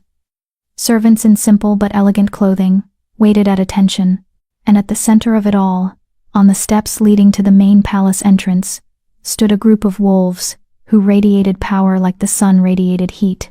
The council. Chaol shifted, his transformation swift and smooth. The others followed suit. And Elowen forced herself to do the same despite her screaming instincts. Naked in human form, she was painfully aware of how small she was compared to the warriors around her. How vulnerable. Servants rushed forward with robes, simple white garments that provided minimal coverage but satisfied basic modesty. Elowen wrapped hers around herself gratefully, tying it with trembling fingers. "Your Majesty," a male voice said, heavy with relief and reproach in equal measure. 3 days. We mourned you for 3 days. The speaker was ancient, at least 80, with white hair and a face mapped with wrinkles. But his eyes were sharp, intelligent, and his power was unmistakable. This was an alpha who'd lived long enough to see kingdoms rise and fall. "Chancellor Aldrich," Chaol greeted, his tone respectful but not apologetic. "My apologies for the inconvenience. I was a bit busy." "Not dying." "A bit busy," Aldrich sputtered. "Your Majesty, you disappeared into the worst storm in a century with no communication, no backup, and no apparent concern for the succession crisis your death would cause." "But I didn't die," Chaol pointed out reasonably. "So there's no succession crisis. Only because of blind luck." "Not luck," Chaol corrected, his tone going sharp. "Because of her." He turned, gesturing to Elowen. Every eye in the courtyard focused on her with laser intensity. The council members, at least a dozen of them, assessed her with expressions ranging from curiosity to suspicion to outright disdain. She forced herself to lift her chin, to meet their stares without flinching. She was Pack now. She had every right to be here, even if she didn't feel like it. "This," Chaol announced, his voice carrying across the courtyard, "is Elowen Thornheart. She saved my life and the lives of my entire royal guard during the storm. She offered shelter, supplies, and protection at great personal cost. She is the reason your king stands before you today, and as of 2 days ago, she is a full member of the royal pack." The silence that followed was absolute. Then, "An Omega," a woman said, her voice dripping with disdain. She was middle-aged, beautiful in a cold way, with auburn hair and green eyes that assessed Elowen like she was an insect. "You bonded an Omega to the royal pack." "I bonded a hero to the royal pack," Chaol corrected icily. "One who showed more courage, compassion, and honor than most alphas I've met, including, apparently, her former alpha." "Former?" Aldrich asked sharply. "Elowen comes from the Silver Pine Pack," Chaol said. And even though Elowen knew this was coming, she still felt her stomach drop. Under Alpha Donovan, who, during the storm, deliberately abandoned her to die. While the rest of the pack sheltered in comfort and safety, she was left alone in a cabin he knew was structurally unsound, with minimal supplies and no support. She should have died. She would have died, if not for her own resourcefulness and determination. Murmurs rippled through the council. Some looked shocked. Others looked uncomfortable. A few, like the auburn-haired woman, looked distinctly skeptical. "That's a serious accusation," Aldrich said carefully. "Alpha Donovan is a respected member of this council. He served faithfully for 20 years. You're claiming he attempted murder?" "I'm claiming he violated pack law," Chaol corrected. "Specifically, the law that requires alphas to care for all pack members, regardless of rank. He abandoned his Omega, left her to die. The only reason she's alive is because she happened to find 15 dying wolves who needed her help. Wolves who, unlike her own pack, were grateful enough to ensure her survival in return." "Where is the proof?" the auburn-haired woman demanded. "Omegas are notorious for exaggerating their mistreatment. How do we know she's not lying to gain favor with the king?" Elowen felt rage spike through the bond, not hers, but from all 15 royal guards simultaneously. They didn't like hearing her called a liar. "Careful, Counselor Thea," Valencia said softly, but her voice carried a lethal edge. "You're implying that our newest pack member is dishonest." which means you're implying that our king's judgment is flawed, which means you're dangerously close to challenging his authority.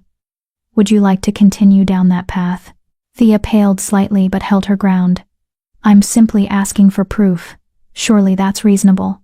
The proof is standing in front of you, Garrett rumbled. Look at her. Really look. She's malnourished, underweight, showing signs of long-term neglect. Her former residence, what's left of it, was barely fit for storage, let alone habitation. And we have 16 witnesses who will testify that the Silverpine Pack left her alone during a storm that killed dozens across the Northern Territories. Plus, Finn added, she nearly starved herself feeding us, gave us her last supplies without hesitation, even though it meant she'd have nothing left. That's not the action of someone seeking favor. That's the action of someone who's been conditioned to put everyone else's needs above her own, because she's been told her whole life that she doesn't matter. The words hung in the air like an accusation. Aldrich sighed deeply, suddenly looking every one of his 80-plus years. Your Majesty, you understand what you're asking? To strip an alpha of his title, we need a formal trial. Evidence presented. Witnesses called. The accused given a chance to defend himself. It could take weeks. Then we start immediately, Cale said. Send word to Alpha Donovan. Tell him he's been summoned to the capital to answer charges of abandonment and abuse. Tell him he has 3 days to arrive, or we proceed without him. And if he refuses to come? Thea asked. Cale's smile was cold and utterly without mercy. Then I'll go to Silverpine and drag him here myself, in chains if necessary, because one way or another, he will answer for what he did. Not just to Elowen, but to every Omega who's been mistreated under his watch. Justice delayed is justice denied, and I'm done watching corrupt alphas abuse their power. Here, someone called from behind the council. Elowen couldn't see who, but several other voices murmured agreement. Aldrich closed his eyes briefly, as if gathering strength. When he opened them, there was resignation in their depths. Very well, Your Majesty. I'll send the summons today. The trial will convene in 1 week that gives Alpha Donovan time to travel and prepare his defense. Is that acceptable? It's acceptable, Cale agreed. Elowen will stay at the palace under my protection until the trial concludes. No one, and I mean no one, is to approach her without my explicit permission. She's under royal protection now.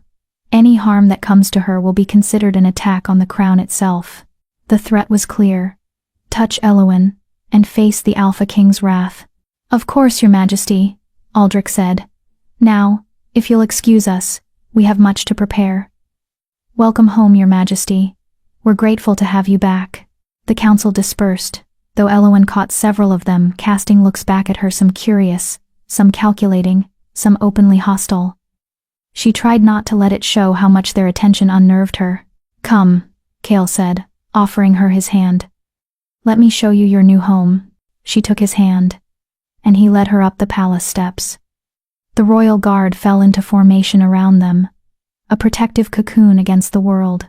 As they passed through the massive doors into the palace proper, Elowen caught sight of her reflection in a polished shield hanging on the wall. A small woman in a simple white robe, dwarfed by warriors, holding the hand of a king. She looked terrified, but she also looked determined. 1 week. In 1 week, she would face Alpha Donovan in front of the entire council. In 1 week, she would have to relive every moment of abuse, neglect, and abandonment. In 1 week, she would either get justice or lose everything, but she wouldn't face it alone. She had Cale. She had the pack. She had wolves who believed in her, who would fight for her, who saw her as something more than just an Omega. That would have to be enough. Chapter 9. The Palace and the Past. The palace was a labyrinth. Elowen followed Cale through corridors that seemed to stretch forever, past rooms whose purposes she couldn't begin to guess. Everything was massive ceilings that soared 30 feet high, windows tall enough to frame entire landscapes, tapestries that depicted battles and celebrations from centuries past. Servants bowed as they passed, guards saluted, and everywhere she looked there was beauty, wealth, and history. She'd never felt more out of place in her life. Stop it, Cale said quietly, his hand still holding hers. I can feel your anxiety through the bond. You belong here, Elowen. I'm an Omega, wearing a borrowed robe in a palace that probably costs more than my entire pack's territory, she muttered. I think a little anxiety is warranted. Former pack, he corrected gently. And yes, the palace is expensive. It's also been my prison for 10 years. Stone and gold don't make a home, Elowen. People do. And right now, you're the only person here I actually want around. The admission was so raw, so honest, that she felt it echo through their bond. Loneliness. Despite being surrounded by thousands of wolves, by servants and guards and counselors, Chaol was lonely. The crown is heavy, Lyra said softly through the pack bond. She and the others had been trailing behind, giving their king and his newest pack member a semblance of privacy. He carries the weight of the entire kingdom, makes decisions that affect millions. Every day, wolves come to him with problems, complaints, requests, but almost no one asks how he's doing, if he's all right, if he needs anything. That's why we're so protective of him, Garrett added. We're not just his guards, we're his family, the only wolves he can truly trust. And now you're family too, Finn said cheerfully, which means you get to see the fun parts, like his private quarters. Very few people are allowed in the king's personal chambers. It's considered a huge honor. They stopped in front of an ornate door, dark wood, carved with wolves and stars, handles shaped like crescent moons. 2 guards stood at attention on either side, their faces carefully neutral despite the obvious curiosity in their eyes. Your Majesty, they said in unison, bowing. At ease, Chaol replied. I'll be in my quarters for the next few hours. No interruptions unless it's an emergency. And by emergency, I mean the palace is on fire, or we're under attack. Counselor Thea, wanting to lecture me about proper protocol, does not qualify. The guard's lips twitched with suppressed smiles. Understood, Your Majesty. Chaol opened the door and gestured for Elowen to enter. She stepped through, and her breath caught. The room was enormous but somehow still felt intimate. A massive bed dominated one wall, easily large enough for 5 people covered in furs and pillows. Windows stretched from floor to ceiling, offering a view of the city below and the mountains beyond. A fireplace large enough to stand in crackled with warmth. Books lined the walls, thousands of them, covering every subject imaginable. But what struck her most was how lived in it felt. Unlike the formal corridors and staterooms they'd passed, this space was personal. A half-finished chess game sat on a side table. Papers covered a massive desk, many with notes scrawled in margins. A worn armchair sat by the fire, a blanket draped across it like someone had just been reading there. This wasn't the Alpha King's quarters. This was Chaol's home. The Royal Guard has their own wing, Chaol explained, releasing her hand to close the door. But they're close if we need them. This floor is private, my quarters, a few guest rooms, and space for pack. You'll stay here. Here? Elowen squeaked. In your quarters? In the guest room attached to my quarters, he clarified, moving to open a connecting door she hadn't noticed. But yes, here. Close enough that I can protect you, far enough that you have privacy if you need it. The guest room was smaller but no less beautiful. A bed that was still twice the size of anything she'd ever slept in. More windows. A bathing room that made her eyes widen. There was an actual tub, large enough to swim in, with taps that presumably produced hot water on command. This is too much, she whispered. This is the smallest guest room, Chaol replied. And before you argue, remember you're under royal protection now. That means you get royal accommodations. Besides. He paused, something vulnerable flickering across his face. I sleep better knowing you're close. The bond is new. Still settling. Distance makes it uncomfortable. Elowen had noticed that. Even the few feet between them now made her wolf restless, made her want to move closer. The bond was like an invisible thread, always pulling her toward her pack. Toward Chaol. I'll stay, she said, but I need to contribute somehow. I can't just live here like a pet.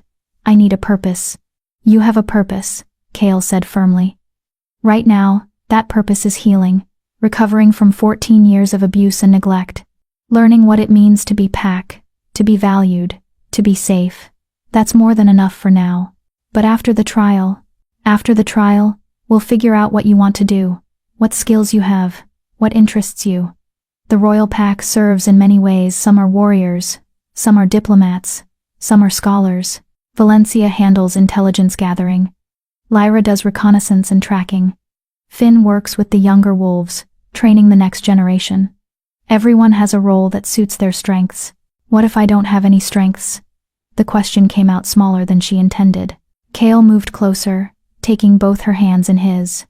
His gold eyes were intense, unwavering. You survived 14 years of systematic abuse. You maintained your compassion and kindness despite every reason to become bitter and cruel. You saved 16 lives without hesitation. You faced down an Alpha King and a council full of hostile alphas without breaking. Eowyn, you have more strength in your little finger than most wolves have in their entire bodies. You just need time to see it yourself. Tears burned her eyes. She blinked them back, refusing to cry again. She'd done enough crying. Now, Chaol said, his tone lightening. You need food, a bath, and sleep. In that order. When was the last time you had a proper bath? Eowyn thought about the bucket of cold water she'd used to wash with in her cabin. Define proper. His expression darkened. Right, that's what I thought. Come on. He led her back to the bathing room and started working the taps. Water gushed out, steaming hot, filling the enormous tub with surprising speed. He added something from a bottle on the edge, soap or oil or something, and the water began to foam, releasing a scent like lavender and mint. Take as long as you want, he said. There are towels in the cabinet, robes in the wardrobe. I'll have food sent up. Call if you need anything. I'll hear you through the bond. He left, closing the door behind him, and Eowyn was alone for the first time since, she couldn't remember. Since before the storm, certainly, maybe longer. She stripped off the borrowed robe and caught sight of herself in a full-length mirror. The reflection shocked her. She'd known she was thin, but seeing herself clearly, in good light, made the reality brutal. Her ribs showed, her hip bones jutted out, her arms were stick-thin, lacking any real muscle. Bruises in various stages of healing covered her body, some from dragging wolves. Some older. Much older. This was what 14 years of neglect looked like. This was what Alpha Donovan had done to her. Rage, sudden and fierce, burned through her chest. Not just at Donovan, but at everyone. At Beta Thomas, who'd told her to stay away. At Catherine, who'd laughed. At every wolf who'd walked past her, day after day, and decided she wasn't worth helping. At herself. For believing them when they said she deserved it. Never again, she whispered to her reflection. Never again. She sank into the hot water, and the moan that escaped her was entirely involuntary. It was perfect, hot enough to make her skin pink, soft enough to feel like silk. The scent wrapped around her, soothing nerves she hadn't realized were frayed. She dunked her head under, letting the water saturate her hair, wash away days of dirt and dried sweat and fear. When she surfaced, she found soap and shampoo on a shelf within reach. She scrubbed until her skin felt raw, until she could no longer smell the cabin, the storm, the scent of wolves who'd left her to die. She washed her hair 3 times, working out tangles with patient fingers, until it felt clean for the first time in longer than she wanted to admit. She stayed in the water until it began to cool, then reluctantly climbed out. The towels were impossibly soft, thick enough to wrap around herself twice. The robe in the wardrobe was similar, heavy silk in deep blue, embroidered with silver stars. It was too beautiful for someone like her, but Chaol had said she belonged here, that she deserved this. Maybe if she wore it long enough, she'd start to believe him. She emerged from the bathing room to find food waiting, a tray laden with roasted meat, fresh bread, cheese, fruit, and some kind of pastry that smelled like heaven. Her stomach growled so loudly she heard Chaol laugh through the connecting door. Eat, he called. All of it. I can order more if you're still hungry. She ate. Slowly at first, afraid her shrunken stomach would rebel. But the food was so good, so rich and flavorful, that she couldn't stop. She ate until she was actually, genuinely full, a sensation so foreign she almost didn't recognize it.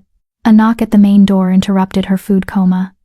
She heard Chaol answer it, heard low voices. Then he appeared in her doorway, his expression carefully neutral. "That was Chancellor Aldrich," he said. "Alpha Donovan has been officially summoned. The trial is set for 6 days from now. He's already responded he'll be here in 4 days, and he's bringing witnesses to refute the charges." Elowen's appetite vanished. "Witnesses? Who?" "Beta Thomas, for one. Catherine. A few others from your pack." Cale's jaw clenched. "They're going to claim you're lying, that you were treated fairly, that the cabin was adequate, that you chose to stay behind during the storm. They're going to make me look like the villain," Elowen said flatly. It's what they'd always done. Twisted the truth until she was the problem, the burden, the wolf who caused trouble just by existing. "Let them try," Cale said, and there was steel in his voice. "We have evidence they can't refute. We have your physical condition, documented by our pack healer. We have testimony from 16 royal guards. We have the remains of your cabin, which anyone can see was unfit for habitation. And most importantly," he moved closer, crouching down so they were eye level, "we have you. Your truth, your story, your courage. They can't twist that, Elowen. Not when you have the full power of the crown behind you. What if the council doesn't believe me?" The fear tasted bitter on her tongue. "What if they side with Donovan? Then they'll learn a very hard lesson about what happens when they cross their king," Cale said quietly. "Because I won't let them hurt you, Elowen. I won't let them dismiss you or diminish you or send you back to that hell.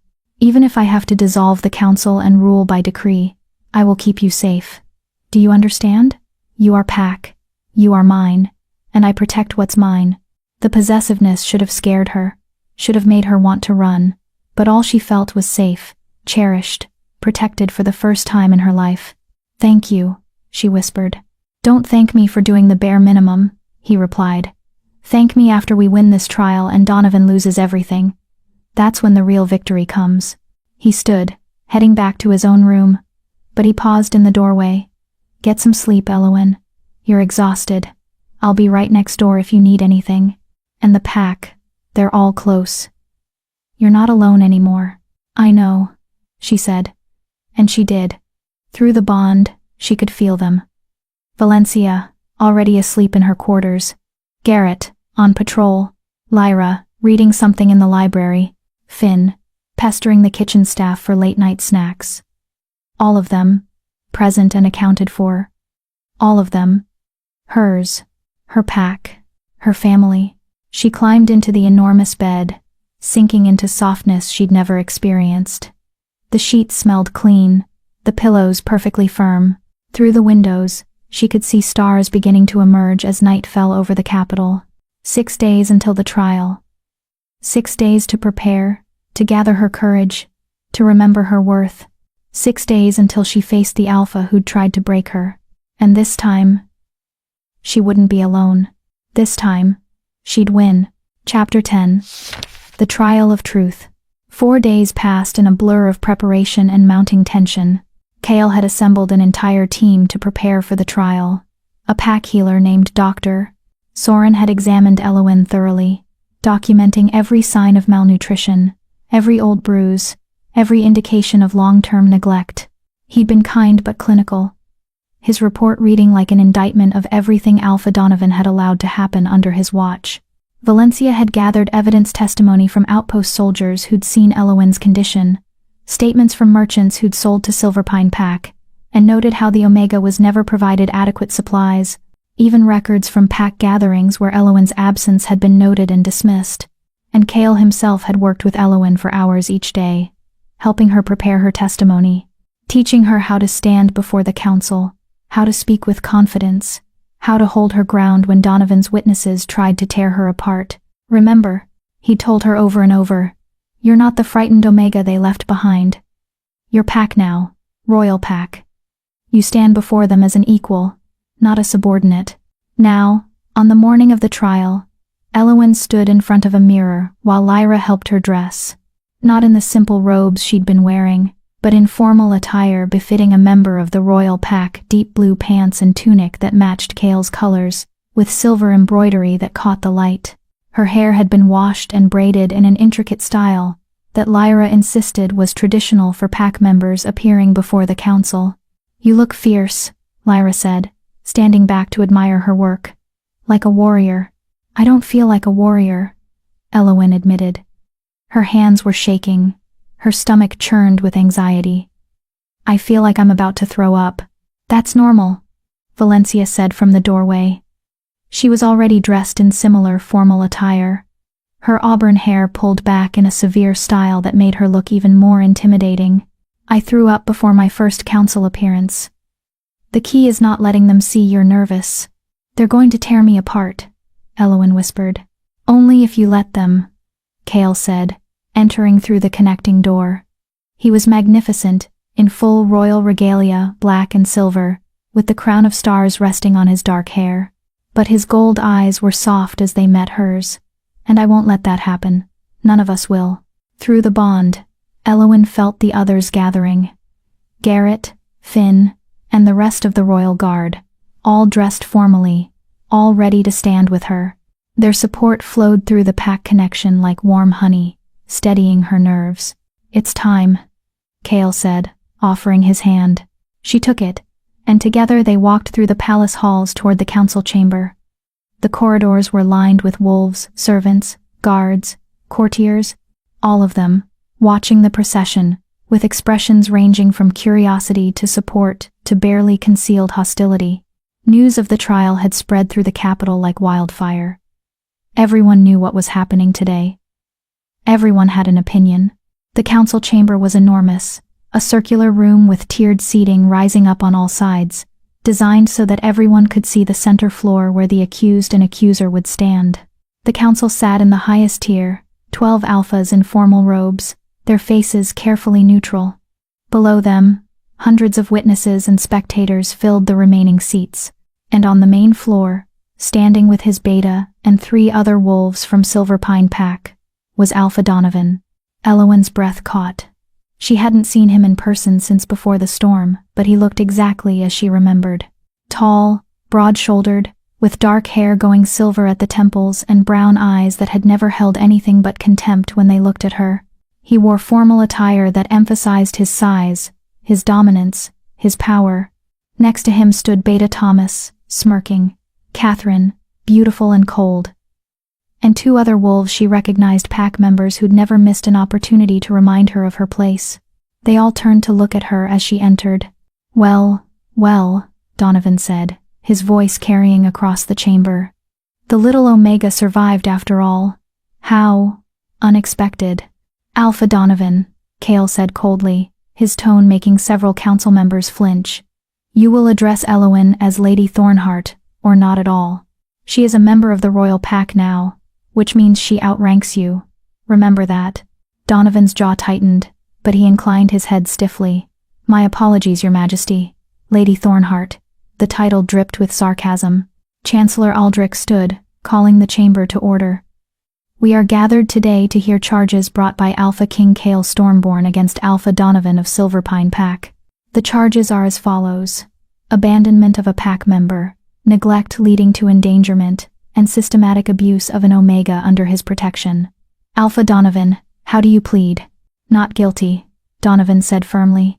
"These charges are baseless and insulting. I have led Silverpine Pack for 20 years with honor and integrity. This Omega," he caught himself. "Lady Thornheart was given appropriate accommodations and care. If she chose to isolate herself, that was her decision, not mine." "Liar," Eowyn whispered. Too quiet for anyone but Chaol and the royal guard to hear through the bond. "Let's test that claim," Chaol said aloud. He turned to the council. "I called Dr. Soren to present his medical findings." The pack healer stepped forward, a folder of documents in his hands.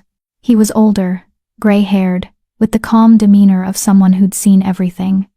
"I examined Lady Thornheart 4 days ago. My findings are clear. She shows signs of chronic malnutrition, spanning years, not months. Multiple healed fractures that were never properly set. Vitamin deficiencies consistent with inadequate food supply. Scarring from frostbite that predates the recent storm, indicating she'd suffered from cold exposure before." He held up photographs that made Eowyn want to look away. Her own body, documented in brutal detail, every rib visible, every bruise highlighted, every sign of suffering captured for the council to see. This is not the result of a few days of hardship, Dr. Soren said quietly. This is the result of systemic neglect over many years. Murmurs rippled through the chamber. Several council members leaned forward, their expressions troubled. The Omega has always been small, Beta Thomas spoke up. She's naturally thin. That proves nothing. I'm naturally thin too, Lyra said, stepping forward. I was born Omega, just like Lady Thornheart. Would you like to compare our medical records? Because unlike her, I've never shown signs of malnutrition. I've never had fractures from accidents that were really abuse. I've never been left to freeze because my pack decided I wasn't worth saving. You can't compare. Catherine started. Why not? Valencia cut her off. Is it because you know the comparison would damn your alpha? Because anyone looking at the evidence can see the truth. Alpha Donovan failed in his most basic duty. He allowed a pack member to suffer, to starve, to live in conditions unfit for a prisoner, let alone a wolf under his protection. Enough, Donovan roared, his alpha power flooding the chamber. Several weaker wolves dropped to their knees, forced into submission by the dominance display. Elowen felt it too, the crushing weight of alpha command, the instinct to submit, to cower, to make herself small. For a heartbeat, she was that frightened Omega again, powerless against the pack's cruelty. Then Kale's power surged through their bond, a wall of protection that shielded her from Donovan's dominance. And more than that, it fed her strength, reminded her of who she was now, what she'd become. You dare display dominance in my council chamber? Kale's voice was quiet, but it carried more threat than Donovan's roar. His gold eyes blazed with fury. You dare try to force my pack member into submission. The temperature in the room seemed to drop. Kale's power unfolded like dark wings, filling the chamber until even the council members looked uneasy. This was the Alpha King in his full terrifying glory, the predator who ruled predators, the wolf who could crush any challenger without breaking a sweat. Kneel, Kale commanded, and it wasn't a request. Donovan fought it. Elowen could see the struggle in his face, the strain in his body as he tried to resist. But Kale's power was absolute, inexorable. Within seconds, Donovan was on his knees, head bowed, every line of his body screaming submission. So were his witnesses. Thomas, Catherine, and the others all forced down by their king's command. Remember where you are, Kale said softly. Remember who you're dealing with. This is not your territory, where you can bully weaker wolves without consequence. This is my domain. And here, you will show respect. To the council. To the process. And especially to the Omega you tried to kill. He released the command, and Donovan struggled to his feet, his face mottled with rage and humiliation. Now, Kale continued, his tone returning to something approaching normal. Let's discuss the storm. Chancellor Aldrich, would you present the weather reports? Aldrich stood, holding up several documents. According to meteorological records, the storm warning was issued 3 days before the blizzard hit. All packs in the Northern Territories were advised to gather their members and ensure adequate shelter. The storm was predicted to be the worst in a century, temperatures low enough to kill within hours, wind speeds capable of destroying buildings, snow accumulation of up to 10 feet in some areas. He looked directly at Donovan. Alpha Donovan, did you receive these warnings? I did, Donovan admitted. And did you gather your pack? I gathered those who mattered, those who contributed, those who deserved protection. The admission hung in the air like a condemnation. So you admit, Kale said slowly, that you consciously decided Lady Thornheart did not deserve protection, that you deliberately left her behind, while the rest of your pack sheltered in safety. She chose to stay in her cabin. Catherine spoke up. We invited her to the pack house. She refused. That's a lie, Elowen heard herself say. The words came out stronger than she expected, amplified by the bond, by Kale's power flowing through her. Beta Thomas specifically told me not to come. He said I'd be a waste of resources, that you didn't have room for dead weight. Prove it, Thomas sneered. It's your word against mine, Omega. Who do you think they'll believe?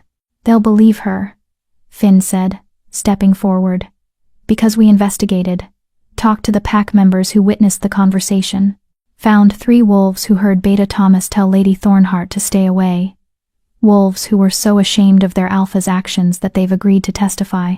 Traitors, Donovan snarled. Conscientious objectors, Garrett corrected.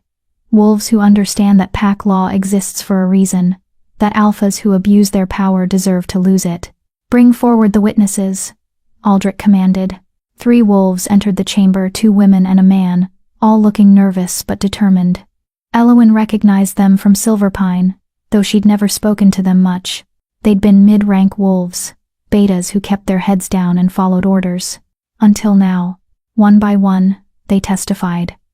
Confirmed that Thomas had told Elowen to stay away, described the conditions of her cabin, the holes in the roof, the walls that barely kept out the wind, the minimal supplies she'd been allocated, talked about how they'd wanted to help but had been forbidden by their alpha, threatened with exile if they showed the Omega any kindness.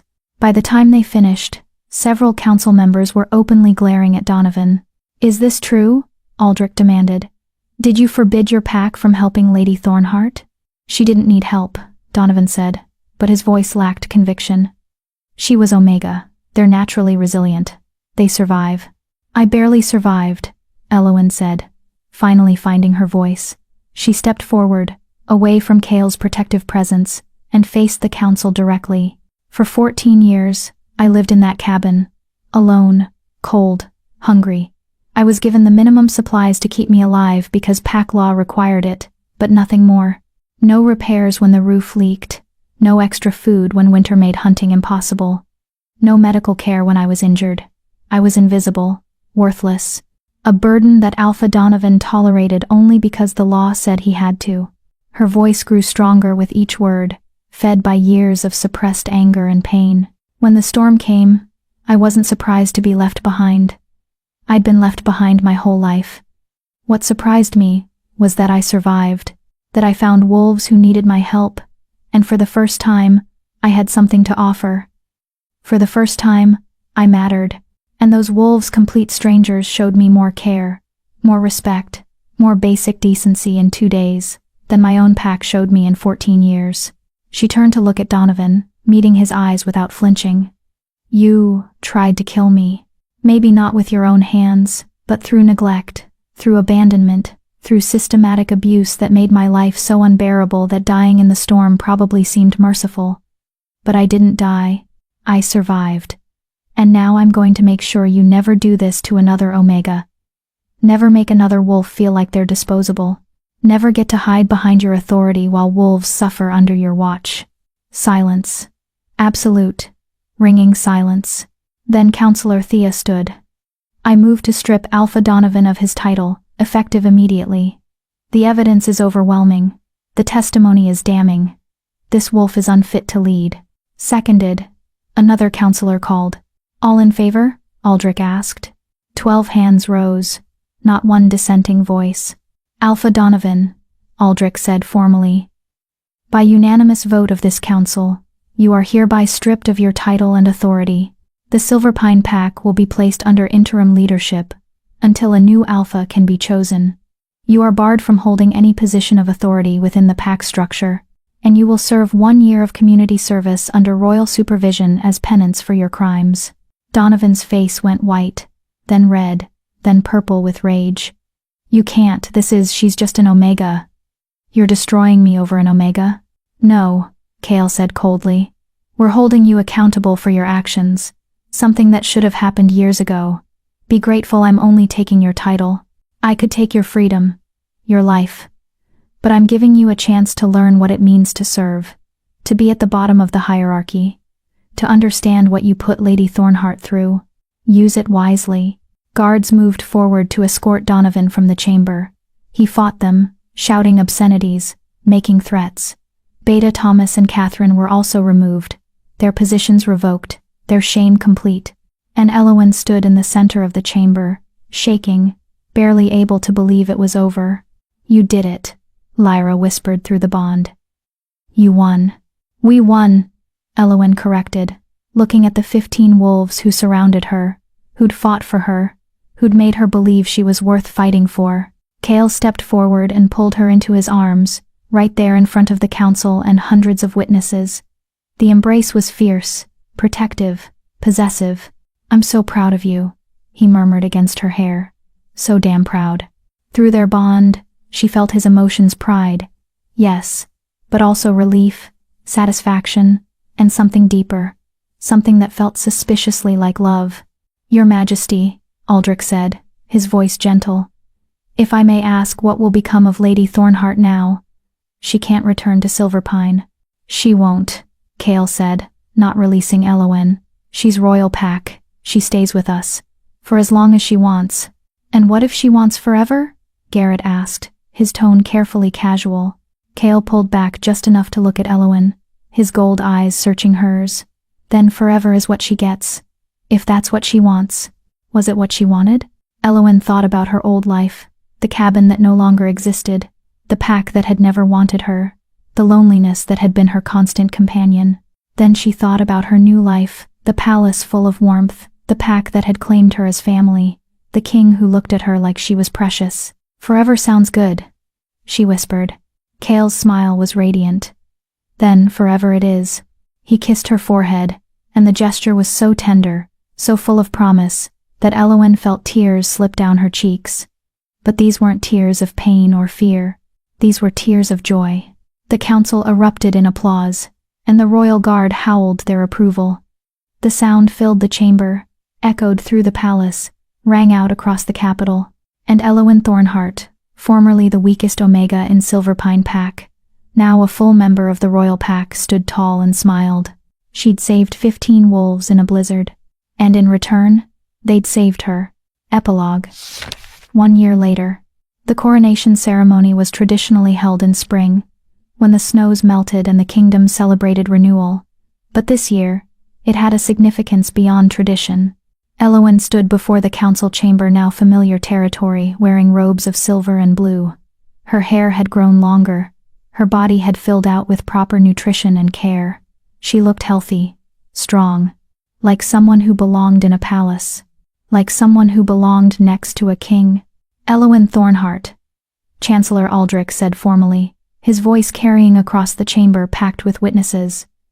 "You have served this kingdom with honor, courage, and dedication. You have proven yourself worthy of the royal pack 100 times over. And now, your king wishes to bestow upon you the highest honor within his power to grant." Kale stepped forward, a small crown in his hands, not as elaborate as his own. This one was simpler, more delicate, crafted from silver and set with moonstones. "Elowen," he said softly, loud enough for only her to hear. "I'm offering you a choice. Be my mate, my queen. Rule beside me, not behind me. Share my life, my throne, my heart. Everything I have, everything I am, it's yours if you want it." "And if I say no?" she asked, even though they both knew she wouldn't. "Then you stay as you are, royal pack, protected, cherished, free. Nothing changes. I'll still love you, still want you. But the choice has to be yours, Elowen. Always yours." She looked out at the gathered wolves. At Valencia and Garrett and Lyra and Finn and the rest of her pack family. All of them beaming with pride. At the council members who'd grown to respect her over the past year. At the citizens who'd heard her story and made her a symbol of hope for Omega's everyone.